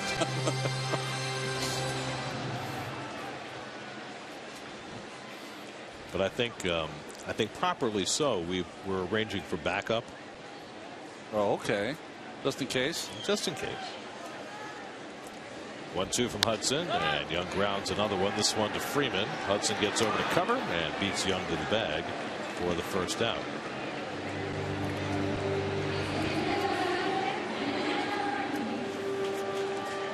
So the question was, which Met was Nolan Ryan's 4,000th strikeout, and I'm pretty certain it was Danny Heap. And I would think you would be correct. I was there, and so was Ronnie.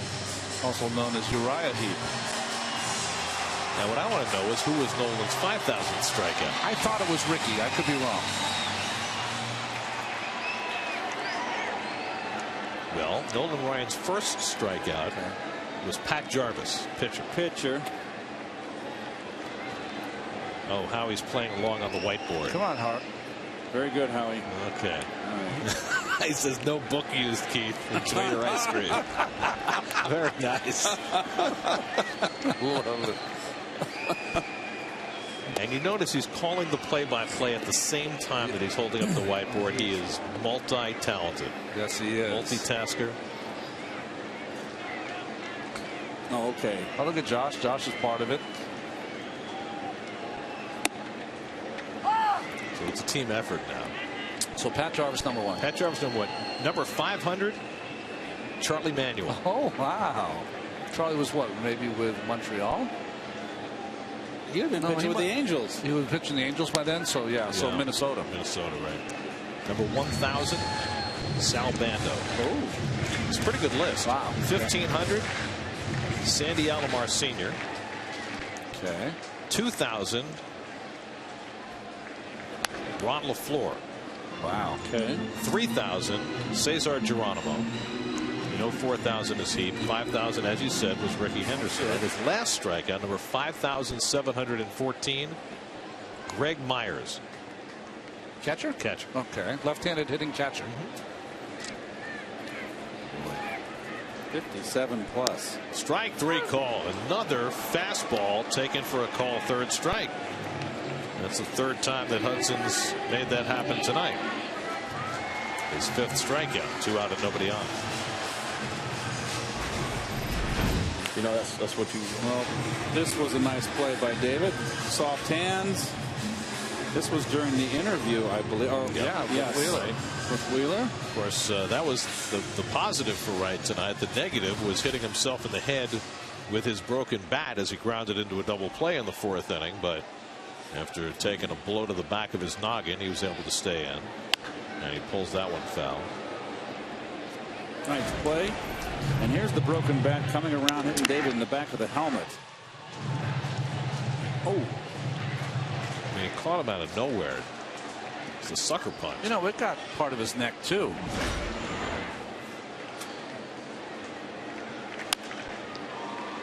More on Ryan and his strikeouts. The player he struck out the most by far, 39 times. American League, 39 times. Reggie. Claudell Washington. Oh, I was right. I had the right team. He struck out 7 father-son combinations. Oh, geez, Griffey's, Alomars. Bonds, Francona, McRae, Schofield, and Wills. Bump. Oh, I forgot about Bump. Maureen Bump. Bump Wills. That's pretty good. You can go home now, Dave. Great job. When you pitch for, what was it, 27 years? Yeah. Covers a lot of territory. 1-2 to David. Up outside, 2-2.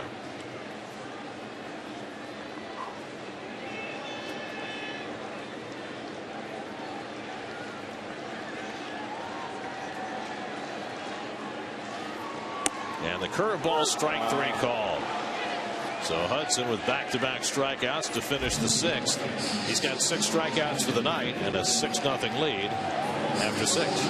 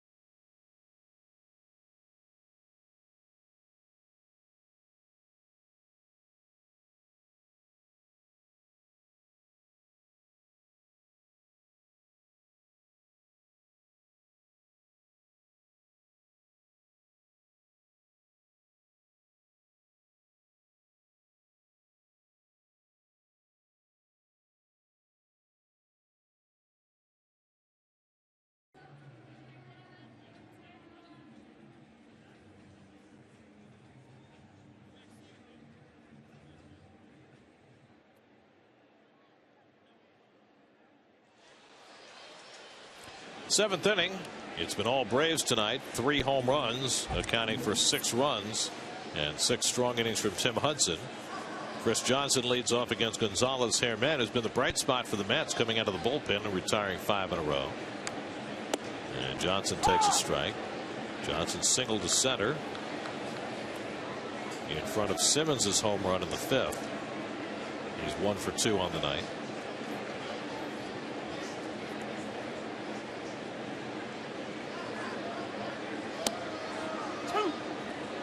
Herman's got nice stuff. He throws. That's one thing that's impressed me for a young kid.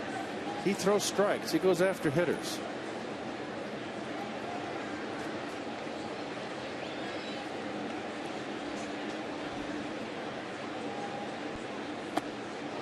And this is a game of longevity and consistency, but you have half the battle won if you're a young pitcher and you come up and you're not afraid. That's half the battle right there. There's been so many young arms that have, you know, I'm thinking of Pedro Beatos to Familias to guys that just have outstanding natural stuff. But the ability to throw strikes is half the battle. And second strikeout is against Chris Johnson. You know, he loves that changeup. He's got a nice little slider too. Nice three pitch repertoire. Ooh, well, you know, I thought you were going to Spain. Oh, well, Pyrenees. He's never been to Spain, but he kind of likes the music. Now Tim Hudson comes to bat. He's grounded to short and struck out. Talking about Herman, it's important to remember he's 25 years old.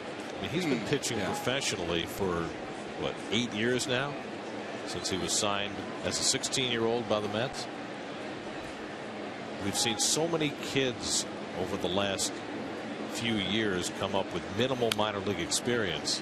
This is a guy who's made all the stops in the minor leagues, and there's something to be said for that. I agree. I think, you know, I've always thought that as a starting pitcher, if you can get yourself close to 500 innings, that's a real good test.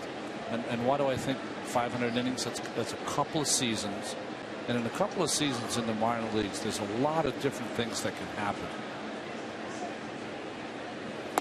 If you have a good streak working, you learn how to make that better. So instead of winning 3 in a row, you learned how to win 5 in a row.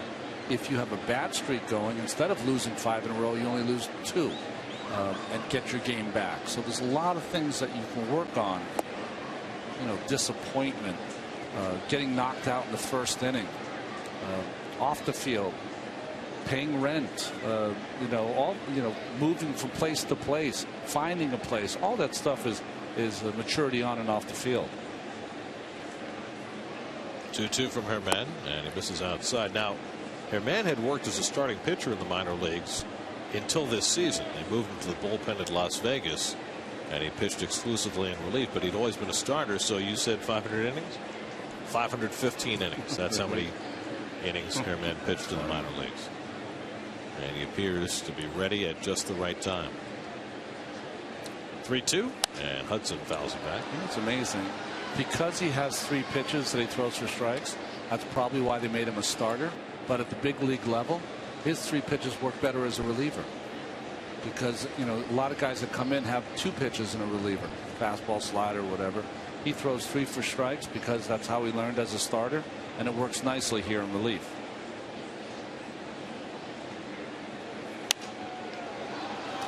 Well, remember that conversation when Bobby Parnell first came up about whether he should be a starter or reliever, and it's been an ongoing conversation with Henry Mejia. Henry has that. It's going to be interesting to see. The first time we saw Henry throw, there's Bobby in the middle of the 2 batting practice pitchers, and also the bullpen catchers, Rack and Eric. It's going to be interesting to see Henry. The first time we saw him, he had an amazing cutting fastball on his pitches. Herman walks, of course, as we talk about his great control. It always happened. And then the second time we saw him, that ball had straightened out a little bit. It'll be interesting to see what his stuff is like this time. Well, they say that he's been throwing strikes with all of his pitches, which is something we've never seen him do at the major league level.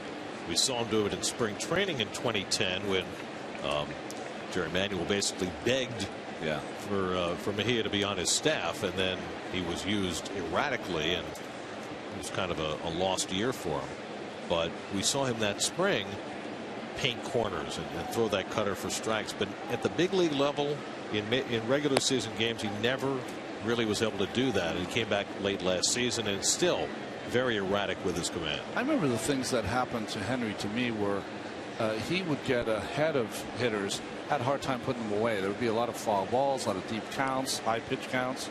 Well, he had that natural cutter when he first came up, threw hard.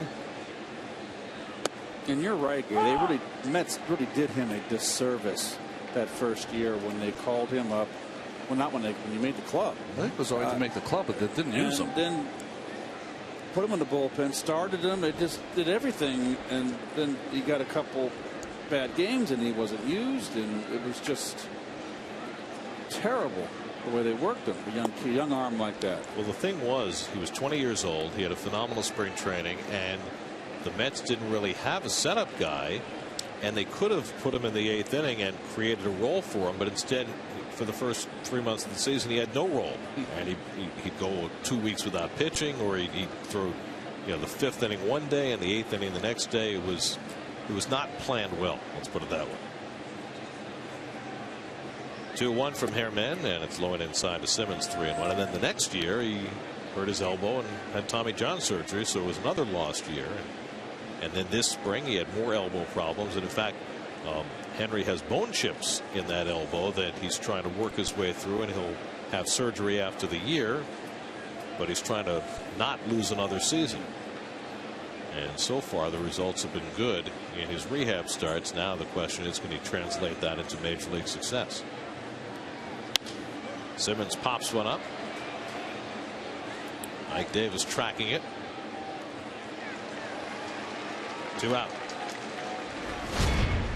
SNY Super Slow Motion is brought to you by your Mercedes-Benz Tri-State dealers. Visit them on the web at searchmercedes.com.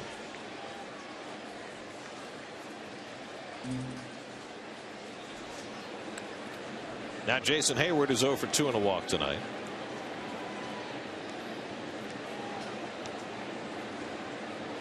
Herman has now gone 2 1/3 in relief, which is already his longest big league outing.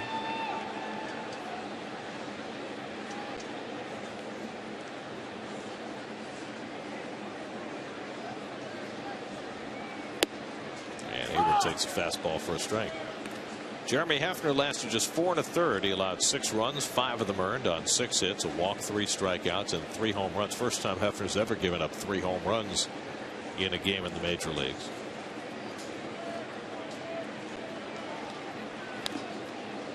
Change up fouled off. Your Coors Light cold hard facts tonight. Certainly has been a bump in the road for Jeremy Hefner. The 8-run 2-inning outing against the Phillies on Friday night. Looked like he was off to a better start tonight, but that 5th inning came crashing down around his ears. And so what had been a tremendous stretch for Jeremy before the All-Star break has hit a serious snag here in the second half. 0-2 from Herman to Hayward, and he misses low. Hefner going into that start against Philadelphia had a season's ERA of 3.33. 2 starts later, it's up to 4.17. Josh Edgen, who's been lightly used lately, gets up in the Mets bullpen.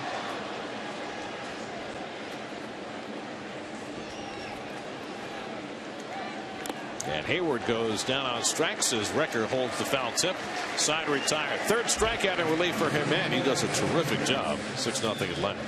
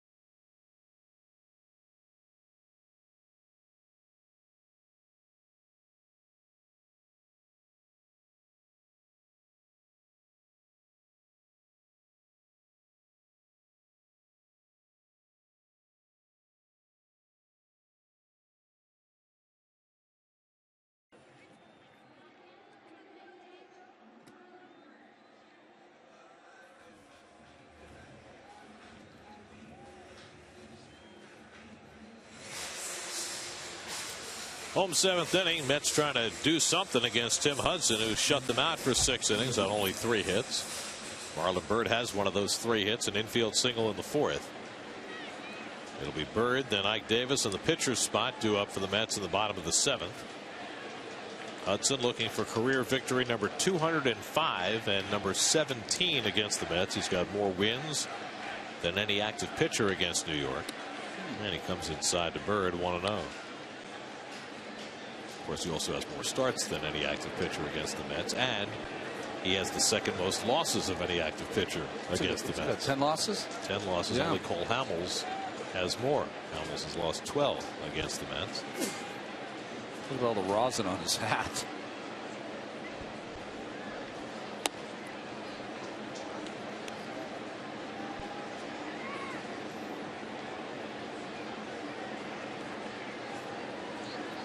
Some of the numbers about Hudson are phenomenal, particularly the ones about him getting leads and holding them. What's the one you had about 4-run lead, or is it a 5-run lead? If he gets 4 runs of support or more, he's 174 and 28. Now that's great, but you give him a 3-run lead or more, he's 141 and 3. So he closes his games. You're talking about a 3-run lead. 3-run lead. 3-run lead is 141 and 3. Yeah. That's amazing. That's incredible. That's incredible. I mean, you're talking about a guy who's been doing it for 15, 16 years. And he only spit the bit 3 times. He's got the insides that you need. Another fastball catches a man looking. That's the 4th time that's happened tonight. Davis, Neuenhuis, Wright, and now Bird. And then they've been knee-high outside corner. And it's called paint your wagon. And let's see if he hits the corner. It's borderline. Oh, yeah, that's a strike. That is just a pitcher's pitch. 7 strikeouts for Hudson. That matches his season high. 1 out and nobody on. Now Ike Davis, who has struck out looking and walked 0 for 1.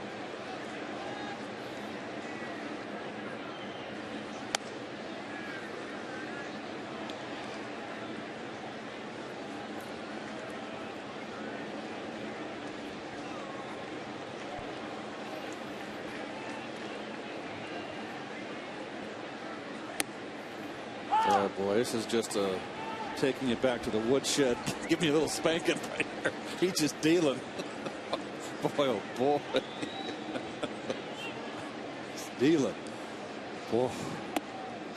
He just knows what he's doing. Sometimes these good or veteran pitchers look like they have the ball in a string, don't they? No, man. I've been in games like this when a pitcher's out there, a good quality pitcher, got everything going for him. Falls behind on Davis, 3-1. He's walked 2 tonight. Davis was one of those. They both came in the 4th inning, but in that 4th inning, Hudson got a double play grounder. Josh Satin on deck to bat for the pitchers in the 6 hole. And Davis rips one. Foul. Oh, that's very interesting. That at bat, Ike gets it to 3-1. He's going to get the fastball. You know what Hudson did? Took a little off his fastball. Yep. Threw it 89 instead of 91.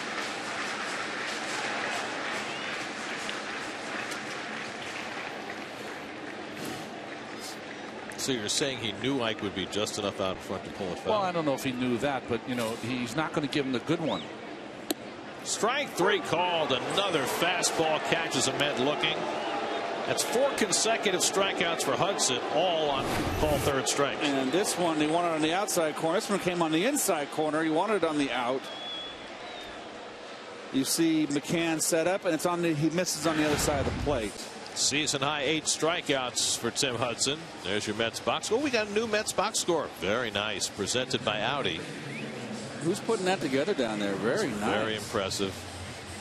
And you've still got the available players on the bench on the bottom. That's very nice. The only problem is that Los Mets have got nada against Tim Hudson tonight. No fallen Chads either. Not yet. Now Josh Satin will be the pinch hitter. Or hanging Chads, I should say. Well, we're not in Florida. It's Andrew Brown, not Josh Satin, pinch hitting. And leads him off with a wicked curveball. Mets have an all right-handed bench tonight, so it's the right-hand hitter Brown up against Hudson. He was aspiring pitchers that are in high school or college.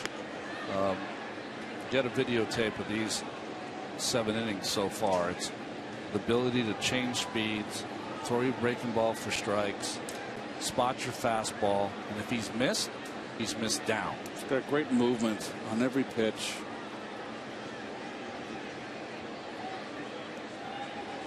'90th pitch of the night, and Brown hits one to deep right field, but playable for Upton.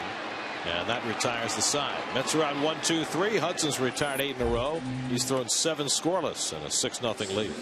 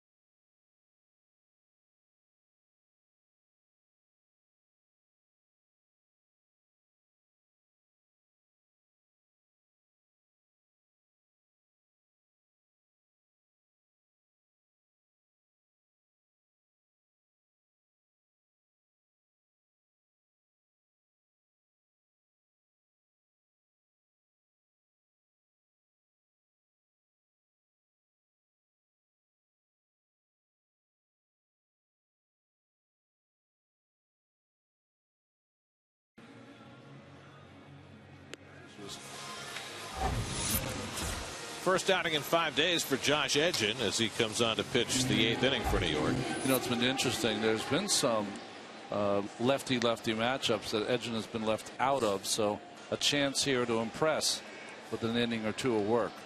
They'll get a right-hand hitter, Justin Upton, to start, and then the two lefties, Freddie Freeman and Brian McCann, in the 8th.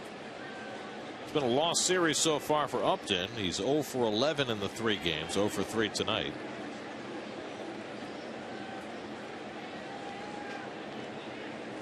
Edgin, the third Met pitcher of the night. Can't be much more impressive than Gonzalez Herman was. 2 2/3, no runs, no hits, a walk, and 3 strikeouts. And you wonder, I mean, he's only 5 appearances deep into his big league career, but is there a chance that Edgin could move his way up the food chain and get some more consistent late inning work? 2-0. Mets have got some older relievers who they've been relying on toward the ends of games, particularly Hawkins and Atchison. Sometimes, Gary, a guy fits right where he is for a while, you know? But he's pitched in both, right? Some highly leveraged situations, bases loaded. Right handles the ground ball and throws out Upton one away. Well, the first time Herman came in, it was in the 11th inning in Pittsburgh. That certainly wasn't the game plan. And he wound up the losing pitcher in his big league debut. But he has acquitted himself quite nicely since then. And even in that game, you know, he was very nervous. He issued a leadoff walk, but he struck out a couple of guys, and then with 2 outs, gave up a 17-hop single up the middle. Yeah, Mercer, right? Here's Freeman, who's 0 for 3. Good slider by Edgin, 0-1. These are always, I think, as a manager, the hard matchups to kind of rate, aren't they? You're talking about Edgin pitching against one of the best hitters in the Braves, but it's 6-0. It's the 8th inning. Mets have contained Freeman so far in this series. He has not looked good at the plate. Just 1 for 10 in the 3 games. So you got Upton is 0 for 12 and Freeman is 1 for 10, the 3 and 4 hitters, and yet the Braves are about to make it 2 wins in 3 games, unless the Mets have a big rally in the last 2 innings.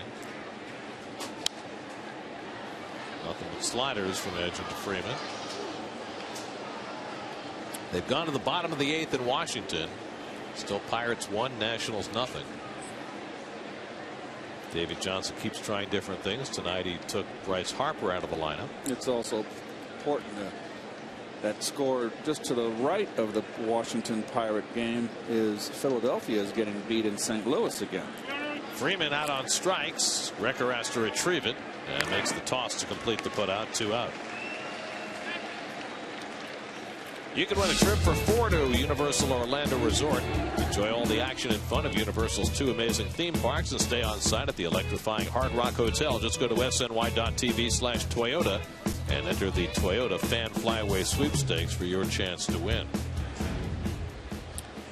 And not only are the Phillies trailing tonight, but Dominic Brown sitting out tonight with what are being called concussion-like symptoms after he made a diving effort last night and banged his head in the Busch Stadium outfield. So everything is going Atlanta's way. I think that's the best way to put it. The Nats are struggling. The Phillies are struggling.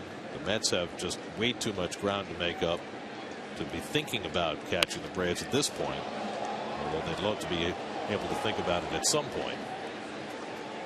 And so here's Atlanta, which has basically played .500 since the middle of April, and they've got a 7-game lead, and it could be 8 by the end of the night. They had that 17-9 April. I'm sorry, the month of April. A lot of that had to do with Upton's great start out in right field, and Gaddis had the great start. McCann is nicked by the pitch. So the Braves have a 2-out base runner. But since then, Gary, and they've gone with Braves. Only 4 games over .500, 39 and 35.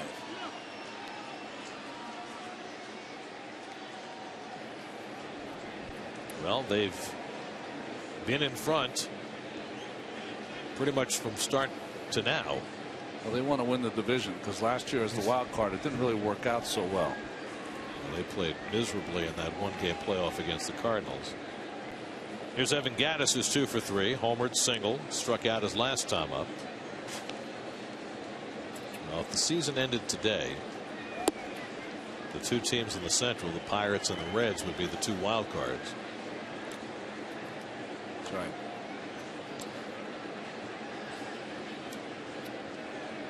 As the days go along and everybody except the Braves struggles, it makes it almost impossible to think about a wild card coming out of the National League East. And pretty much the same thing goes for the West. 2-0 to Gattis.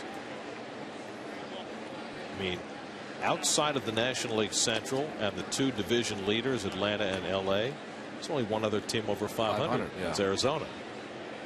And they're 4.5 back of Cincinnati for that second wild card spot.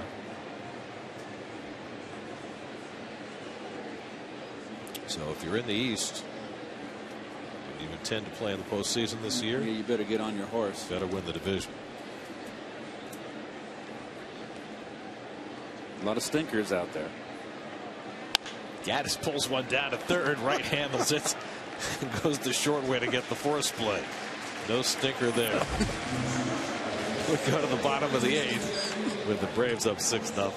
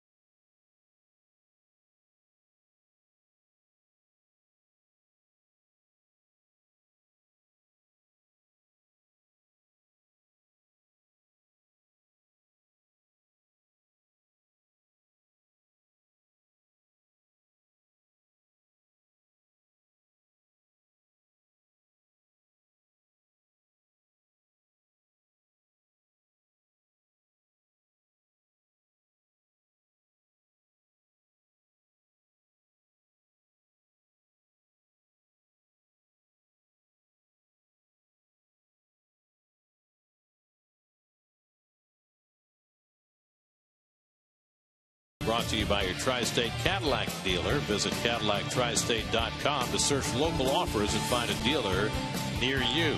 By Wise Snacks, visit SNY.TV/Wise to find the Fan Slam Street Team for prizes. Flying over my old apartment. And by Bob's Discount Furniture right near Keith's apartment. Proud to be the furniture store of the New York Mets.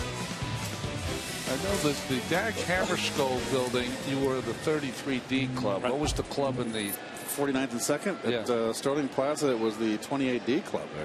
The view out of my bedroom was of the Chrysler building. That's ancient history. Tim Hudson pitching into the 8th inning. Anthony Record takes ball 1. Defensive change for the Braves. Jose Constanza has come in to play left field. Defensive upgrade from Evan Gattis. Recker has one of the Mets' 3 hits tonight. He singled through the hole at shortstop to lead off the 5th. And that's the last Met base runner against Tim Hudson, who has been right on top of his game tonight. Hudson bidding for his 8th win of the year. Be interesting to see if he sticks around to try and get a shutout tonight.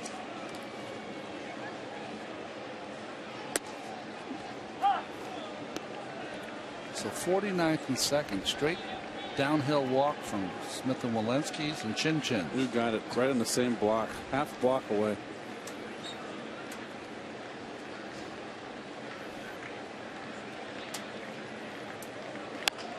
It's a long way from there to Sag Harbor. Oh boy. It's a long way from Citi Field. Add on another 20 minutes. Almost a 2-hour drive to the city.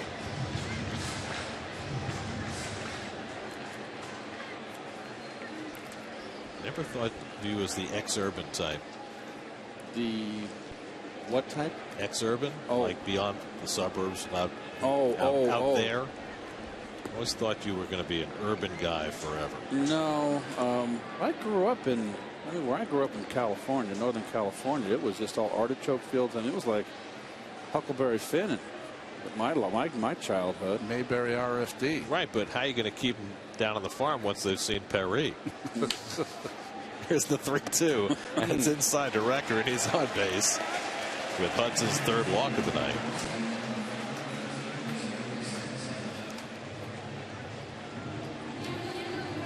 Now Omar Quintanilla, who's 0 for 2. Braves bullpen is quiet as Hudson works toward 100 pitches on the night. Crickets.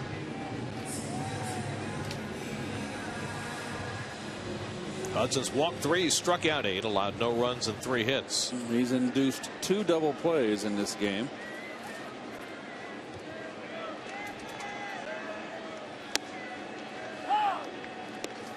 Juan Magaris is hitting in the 9-hole. He's on deck.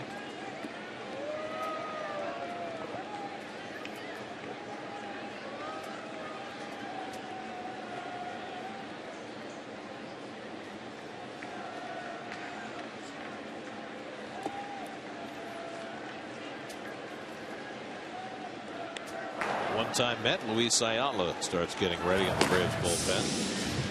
Look at the stretch drive in 2008 after Billy Wagner got hurt. That's right. And the Mets had the 1 out at a time bullpen, and Luis Ayala closed games for them for a few weeks. Musical chair closers. That was the most bizarre usage of a bullpen I'd ever seen, or ever experienced in my playing days and in the booth. You would go until you didn't get an out, then you were taken out. So if you got a strikeout and if you walked the next person, you were out, the next guy was in. Well, basically, Jerry Manuel had nobody in that bullpen he trusted. So he just kept throwing more and more bodies at the situation. Ayala pitched like 8 times in 10 days, and his arm was ready to fall off. And after some early effectiveness, that changed. 2-2 to Quintanilla. But, you know, the Mets were in the middle of their second straight collapse.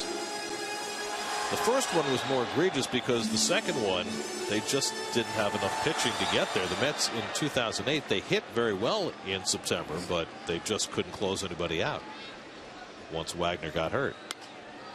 Was 2008 the year that Delgado had the good second half, hit over 30 home runs? Or was it 07? I forgot. I think it was 08.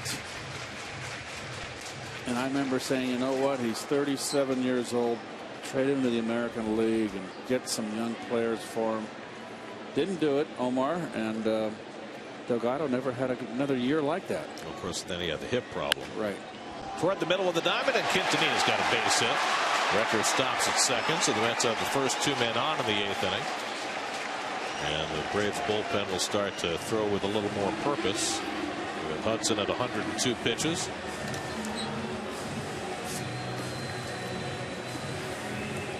Now a chance for Lagares to do some damage. Lagares came in a double switch in the 5th and grounded into a double play in its only at bat. Now it's Luis Avila up in the bullpen.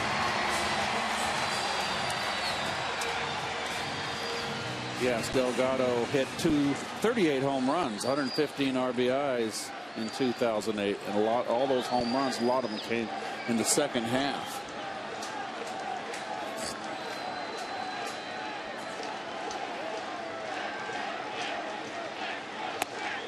Nice looking fastball by Hudson. Eric Young waits on deck. The Mets have not been shut out since May the 25th. They've gone 50 straight games without being shut out, which is the second longest active streak. Only the Brewers have gone longer right now. Ball and a strike to Legares.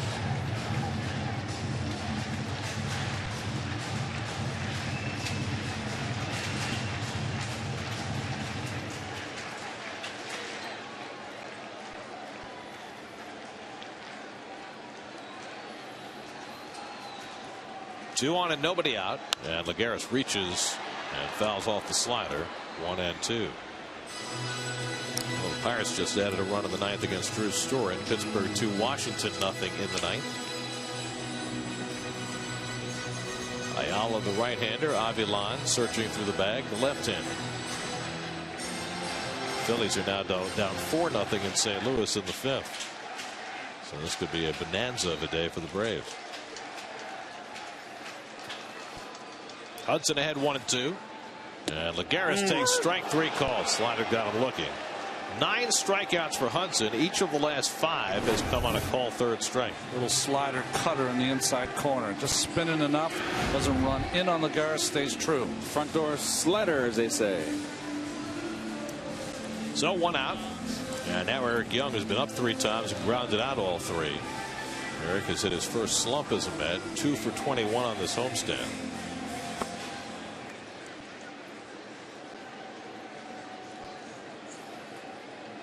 Are they playing Forever Young as his walk-up music? That's fantastic.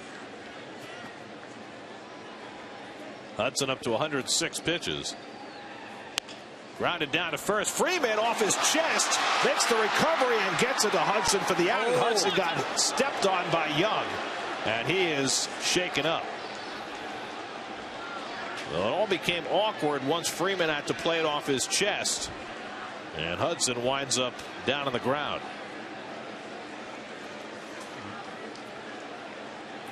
Well, this is a big concern. He's in pain. The question is, where did he get spiked? Freeman's just going to play it off the chest. Didn't even try to get a glove on it. Hudson ended up right in the middle of the bag and stayed there. Oh, no. Right in the Achilles. Oh, that's no. terrible. Oh, man. That is not good. Oh, man. Well, Eric Young feels worse than anybody, but he had no place to go. There was nothing that he could do. Hudson's foot was just in the wrong place, reaching awkwardly for the bag after Freeman played that ball off his chest. And this is something you absolutely hate to see. This is a veteran pitcher. He's 38 years old. He's pitching a tremendous ball game tonight, and this could be bad. And he had his foot on the bag from the get-go, and then wasn't sure and made the second step touch to the bag, and that was it. Oh, man.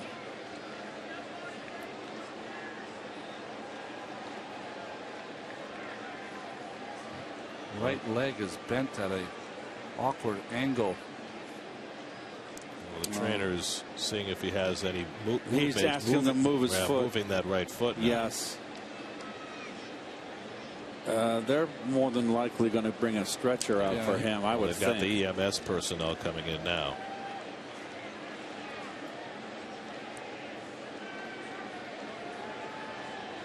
Oh, and that just did not look good. Ronnie, that's a play that pitchers have to fear. Yeah, and you know, the tough part about that is that it was an awkward play, so you didn't know where the throw was going to come, underhanded or overhanded, so you ended up, the timing of the plays off. When the timing of the plays off, sometimes you don't catch that inside part of the bag like you'd like. Well, we mentioned here, remember how Young leaps towards the bag, which gives it more force. Ouch. That's really hard to watch.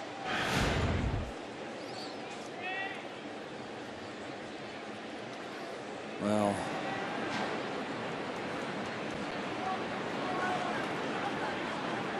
Hard for Young to even move. Well, he knows it's serious, and you know this is one of the greatest pitchers of his generation, and you know we hate to get too far ahead of ourselves, but this is one of those places where your baseball mortality starts to flash before your eyes.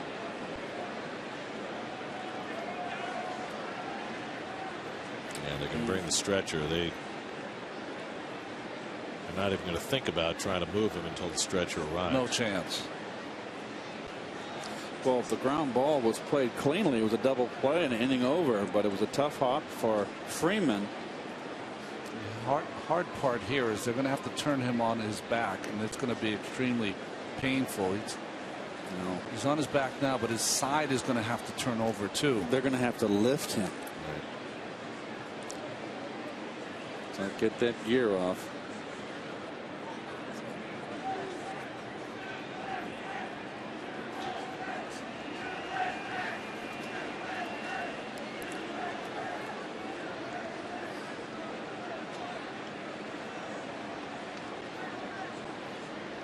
There's no more respected player in the game than Tim Hudson, and you can see, I mean, David Wright is there. Eric Young just devastated. You can see his demeanor. Well, it's a competition until something like this happens, and then it becomes a fraternity again in a strange way. I got to see how they're going to shift him over onto that stretcher.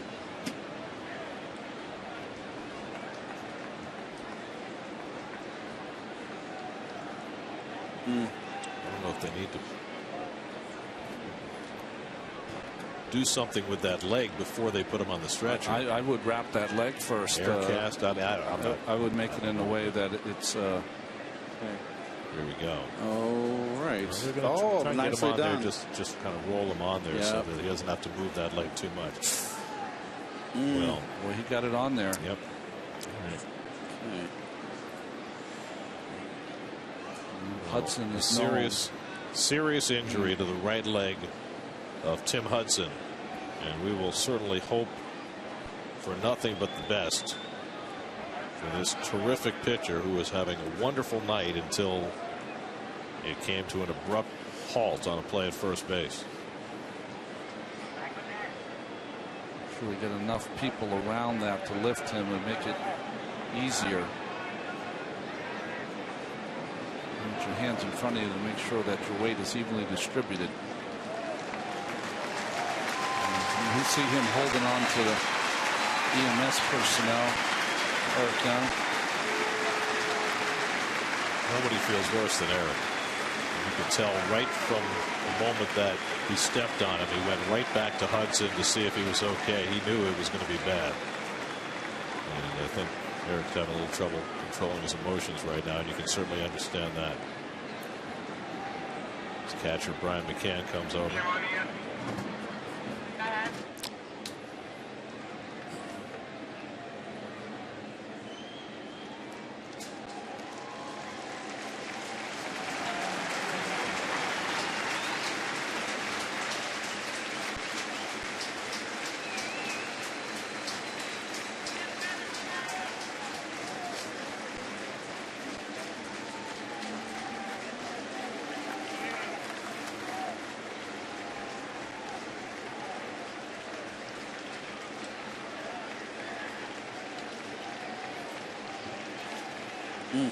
So Tim Hudson exits in a way that nobody wants to go.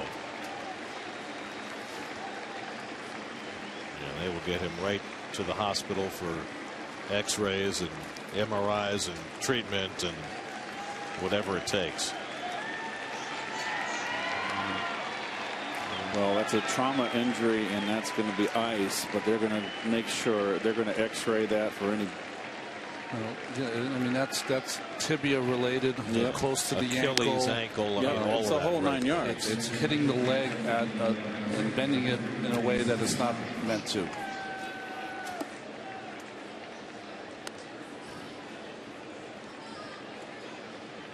Well, they will take him out through the gate in left center, and that will get him right out into the parking lot where an ambulance will be waiting to get him the treatment he needs. So Tim Hudson exits because of injury here in the 8th inning, and Luis Avilan will be his replacement.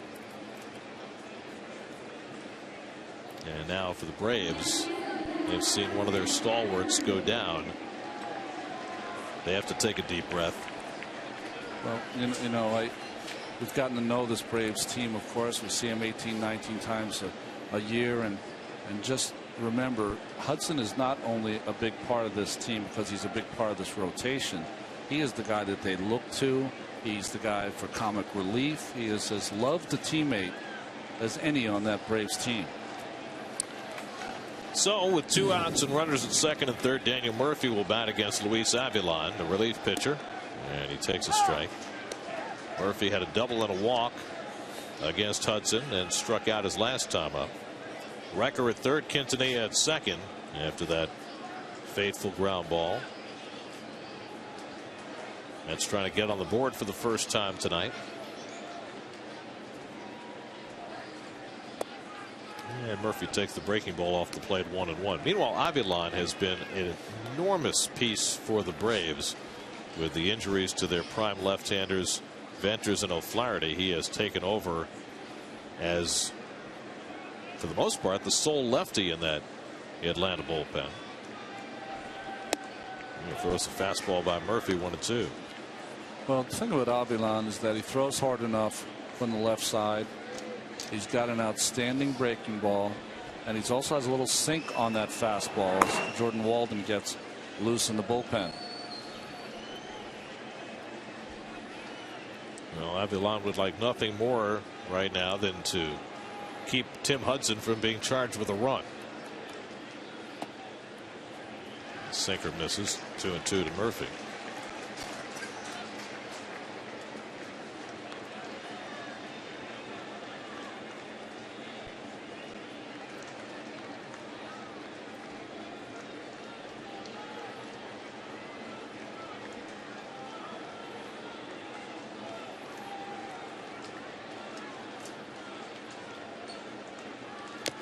And Murphy just got a piece to stay in the at bat.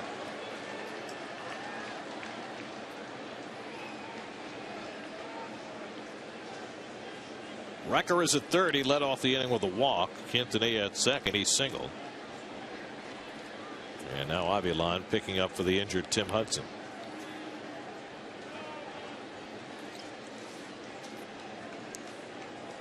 Avilan just turned 24 years old. His second year with the Braves.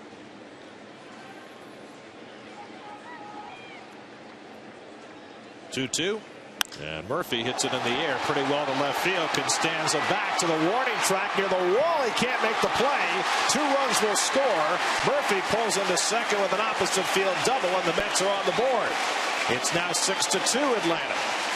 So Murphy hanging in against the lefty. Didn't miss a 3-run homer by much. Winds up with a 2-run double. Well, nice hitting by Murph. Nice 2-strike hitting. And Costanza got a little worried about the wall there. Costanza just brought in for defense. Yeah, he got worried about the wall, did he not? I never was an outfitter. I guess I can't blame him. Not sure he could have caught that ball anyway. It hit pretty high up on the wall. So now, with David Wright coming up and the Mets having cracked the scoreboard, Freddie Gonzalez will bring in a right-hander to face David. Jordan Walden has been getting ready in the bullpen. So Walden is coming in. Mets have gotten on the board here in the 8th. It's 6-2. We'll be right back.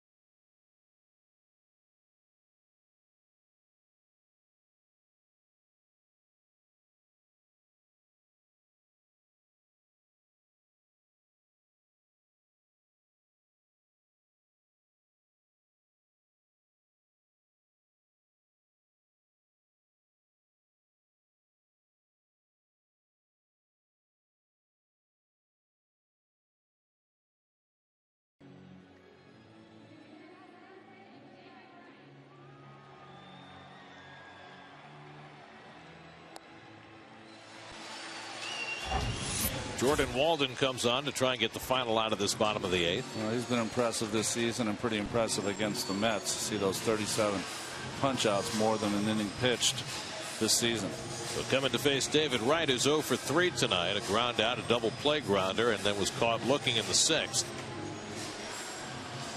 Mets have 2 runs home here in the 8th. Both the runs wind up being charged to Tim Hudson after he left because of injury. Murphy at second with 2 down. Wright struck out against Walden in the opening game of this series. And the former Angel ready to go. And he misses outside to right as he held the swing in time. 1-0.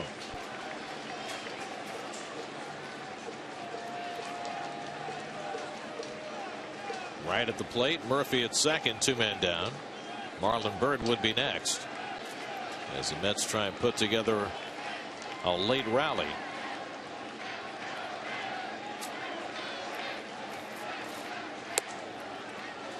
Off the plate with the fastball, and it's 2-0. Scott Atchison starts getting ready in the Mets bullpen. It's interesting, the righty-righty matchup, but Walden's been better against left-handed hitters this season. Righty's hitting almost at a 280 clip. Now the 2-0 to Wright, and the slider off the plate. 3-0. 2-0 slider with a 6-2 lead. Yep. Who calls that pitch? Who wants to throw that pitch? Come on.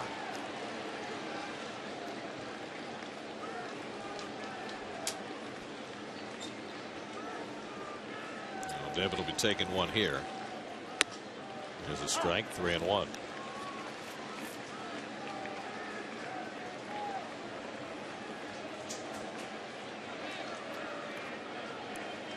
Jordan Walden acquired from the Angels in the deal that sent Tommy Hanson to Anaheim. Hanson finally pitched a really good game the other night. Wright reaches for the fastball and fouls it off. Oh, he swung at ball 4 there. Kind of helped out Walden. I think Walden's just going to keep the ball away here and just try to keep it in the ballpark. Why? You can't get hurt here with a home run. But you still want to. I think he's just going to keep it away. If you're David Wright, you're happy to poke a single to right and get a run home here. Get a little closer.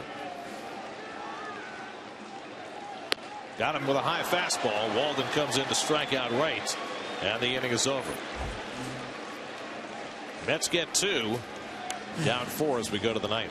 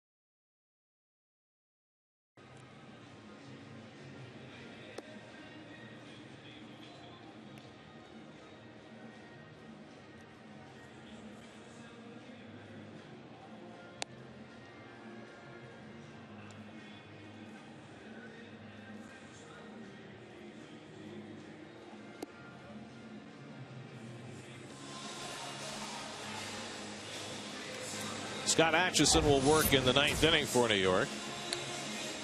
See his numbers in 21 games. Caesars Atlantic City numbers. Left-handed hitters have been difficult on Atchison. Right-handed hitters he's contained. It's only his 3rd outing since returning from the disabled list. He had first an elbow issue, then when he tried to warm up for his return from the DL in Atlanta, pulled a groin. Came back right before the All-Star break. Worked 2 innings Sunday against the Phillies and looked good. And now pitching the 9th inning tonight. Dan Uggla hit a 3-run homer that is the biggest blow in this game. That came in the 5th inning. And he hits this one sharply. Quintanilla knocks it down. Recovers in time to make a throw, but not in time. A bullet that ate up Quintanilla. Uggla with an infield hit. That is a rocket. Nice try. Almost picked it cleanly. Uggla runs well. He beat it.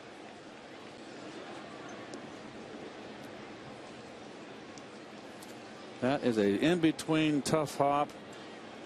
Just didn't get the glove there. Now Chris Johnson is 1 for 3 on the night. And he takes a knee-high fastball. Josh Edgin worked a hitless inning in relief. So the Mets have gotten 3 2/3 hitless innings from their bullpen. But probably too little too late after Jeremy Hefner got touched for 3 home runs over 4 1/3 and gave up 6 runs.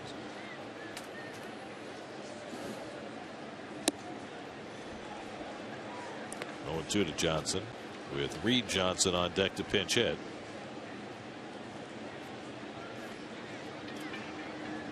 There's Reed, who had the game-winning hit in the opening game of this series Monday night. 0-2 from Atchison, and Johnson takes a slider outside. 1-2.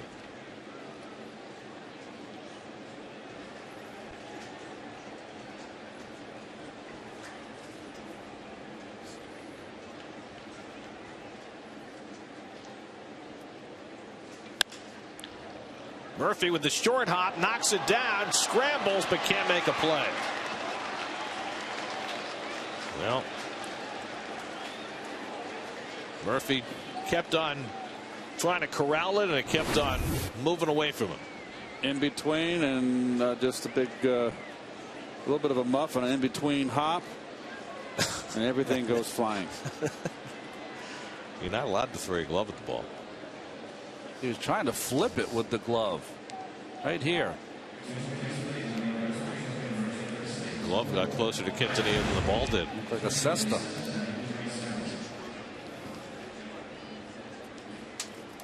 So Reed Johnson will be the pinch hitter. Meanwhile, Paul Janisch is running at first base for Chris Johnson. It's an error charge to Murphy. That's his 2nd of the game. Reed Johnson, the pinch hitter, and he takes that pitch somewhere out of the strike zone. Uggla at 2nd, Janisch the pinch runner at 1st with nobody out, as the Braves try to add to their 6-2 lead. Johnson pinch hit last night, struck out against Bobby Parnell, against whom he had the go-ahead hit on Monday night.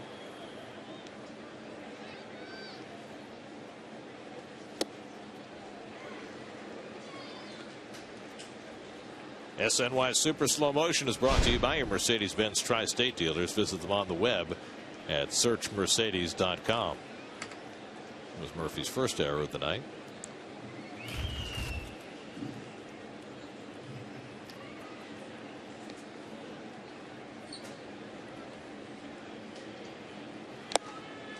This ballpark has taken on a rather somber tone since the injury to Tim Hudson in the last inning.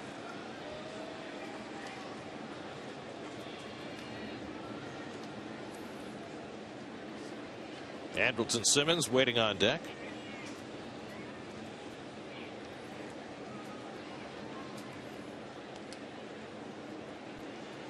Atchison's 1-2. Grounded toward 3rd, right with the step and the throw off the bag. So he gets just the lead runner, Uggla, for the first out.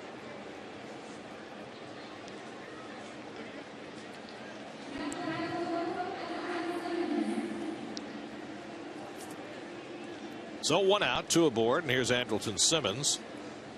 who delivered a 2-run homer in the 5th inning, his 2nd in this series and his 11th of the year. Simmons is also singled. He's 2 for 4 on the night. In Washington, Jason Worth, a 2-run homer in the bottom of the 9th off Justin Wilson to get the Nats a little closer. It's 4-2 Pittsburgh. Now Mark Melancon has come in to try to save it. Didn't want to use him after now. Well, they used him last night, Melancon, with a 4-run lead, a non-save situation. First game after Jason Grilli went on the DL as Luis Ayala's back up in the Atlanta bullpen. It's going to be hard for the Pirates to work around the injury to Grilli, even though their bullpen has been so solid. Simmons drives one to left, over comes Young to grab it, and that's the 2nd out. When he's made an out, Simmons has hit the ball right on the nose. So 2 out and 2 on for Jason Hayward, who's 0 for 3 and a walk tonight.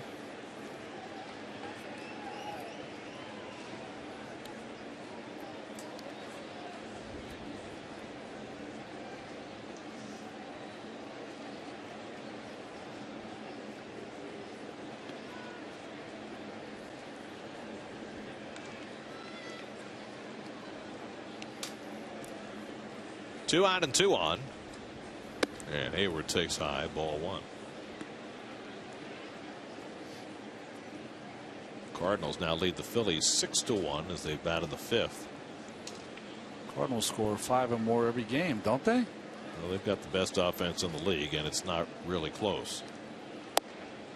And in a year where offense is down in Major League Baseball, and it seems like just about every team is struggling to score runs, no problem in St. Louis, and that's why they have the best record in the league.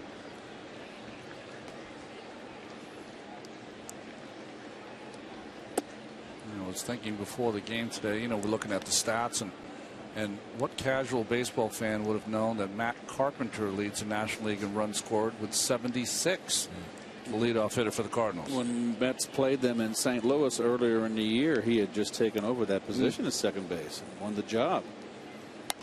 And as the year went along, also took over as the leadoff hitter, and that has proven to be a great spot for him, particularly with Beltran hitting second behind him. I mean, that's such a deep batting order. Yeah, nice to have the likes of Carlos Beltran switch hitting in your number 2 spot. Alan Craig coming into tonight's game had 79 RBI. Hayward tries to hold, and he did not go around. 3 and 2.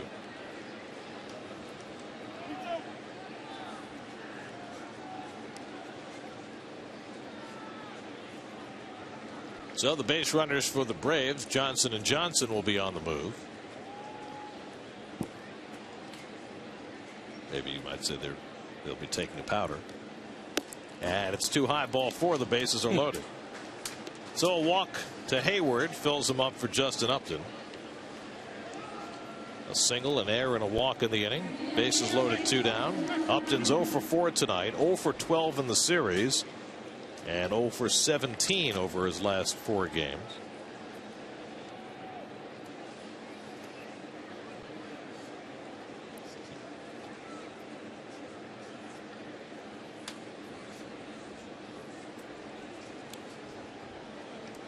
Final in Washington. Pirates beat the Nats 4-2. 6 straight losses now for Washington.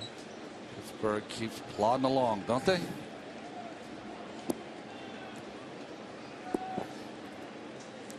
They're just trying to stay within hailing distance of the Cardinals. Yeah. And Atchison with a first pitch strike.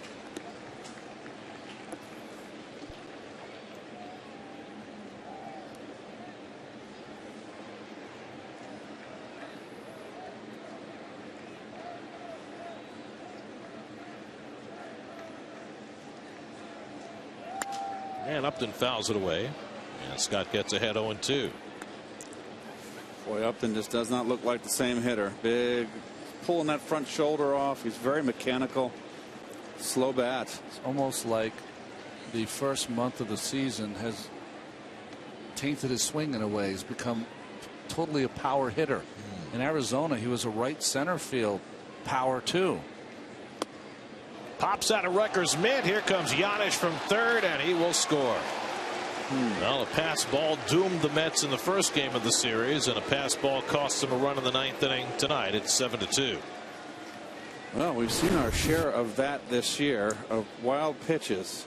He's up ready for this. This is just a little bit of lazy, lack of concentration.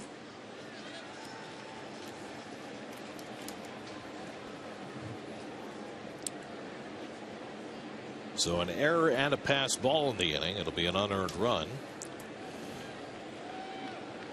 Reed Johnson now at third. Hayward at second. 1-2 the count to Upton. It's forced Atchison to work extra hard here in the ninth inning.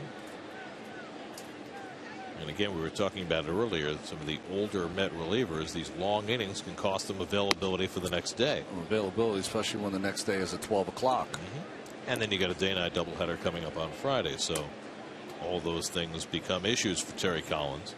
Had to go to his bullpen early tonight with Hefner getting knocked out in the fifth. Got a terrific outing from Gonzalez Herman, but you know, he goes 2 2/3. Who knows when he might be able to pitch next. 39 pitches tonight. Curveball misses. 3-2 to Upton. Zach Wheeler gets the ball tomorrow. He should be home in bed, shouldn't he? It's a noontime start tomorrow. Go at least 8 tomorrow, kid.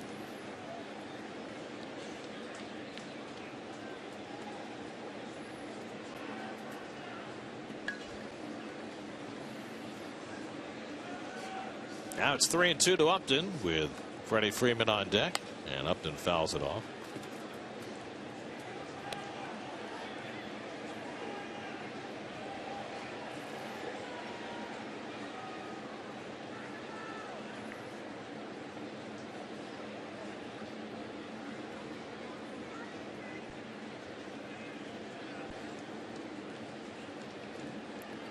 Atchison trying to put this inning to bed. But Upton laces one into center for a base hit. Johnson scores. Hayward heads home. Lagares' throw. He got him. Lagares guns down another one.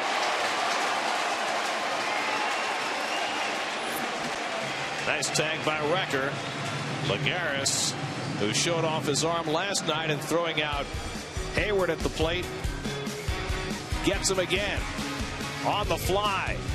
And a nice tag by Recker. 7th outfield assist for Lagares, a beauty. But it's 8-2 Atlanta going to the bottom of the ninth.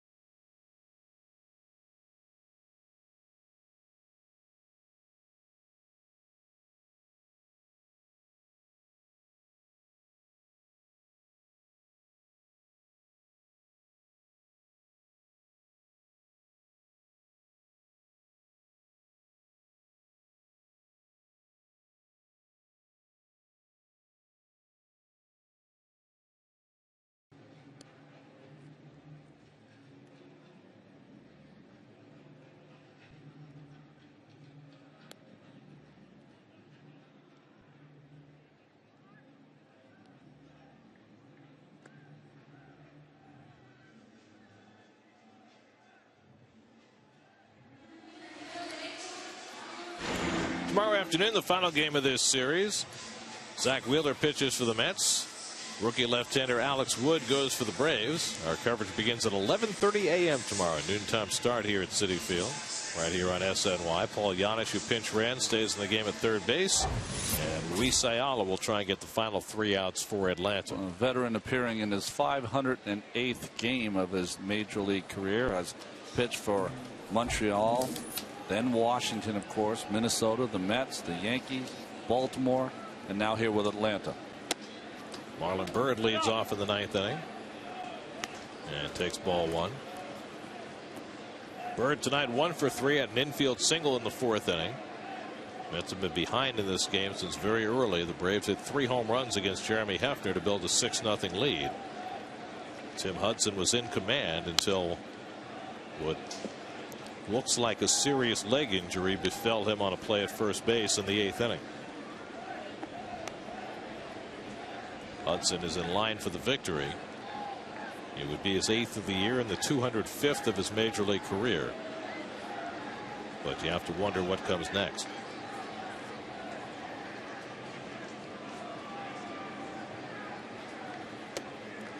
Ayala was on the disabled list for more than 2 months earlier this season with what they called anxiety disorder. He had been experiencing high blood pressure. He had to go to the emergency room a couple of times.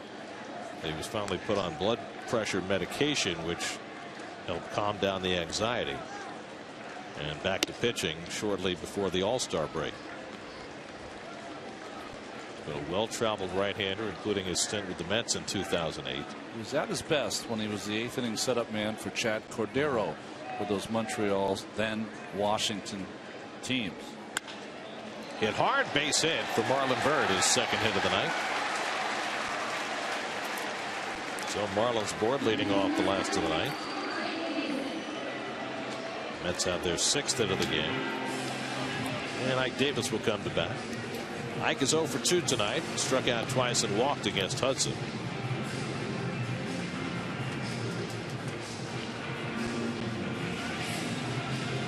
Well, it's like this game came to a complete stop once Hudson got hurt. Perspective.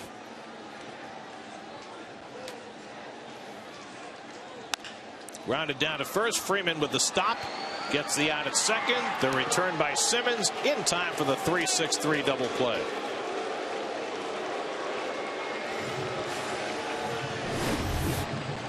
Hit right at him. Comes and gets it. Now he's got a little issue with the runner. Being right-handed helped him there. With Ike's wheels, an easy turn. So the Mets are down to their final out of the night. Josh Satin will be the pinch hitter.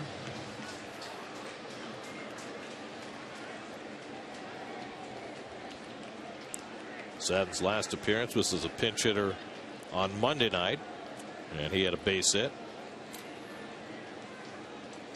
Josh hitting at .348 and takes low and away ball 1. Coming up tonight, Geico Sports Night after the post-game show. Darrelle Revis in his new home. Bill Belichick talking about Aaron Hernandez. Hashtag SNY Sports Night tonight on Geico Sports Night, only on SNY.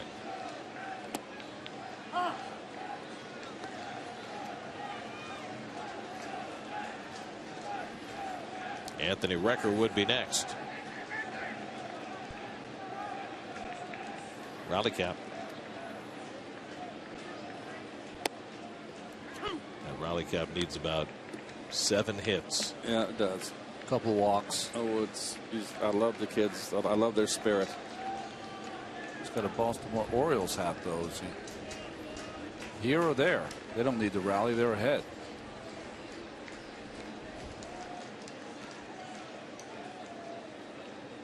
Ayala ahead 1-2 on Satin, and he struck him out, and the ball game is over. So the Braves with 3 home runs. Great pitching by Tim Hudson, who leaves because of injury. And the Braves have taken 2 of 3 from the Mets as they win tonight 8-2. Well, a game where the Mets fell behind early. We talked about it, 4-game series here. Be an important game to win for the Mets. Well, Atlanta just came right out quickly. 6 of their 8 runs were via the home run. Gaddis got him on the board in the second with a solo home run, his 15th. Ugla hit a 3-run shot, his 20th, and Simmons in the same inning hit his 11th, a 2-run shot, and that's all she wrote.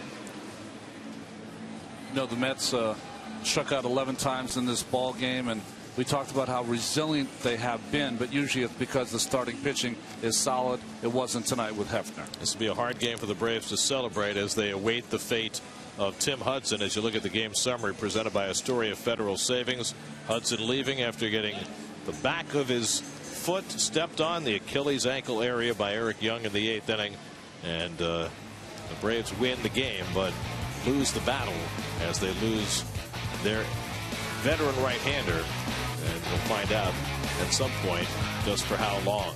But Atlanta wins this game 8-2. More from Flushing in a moment.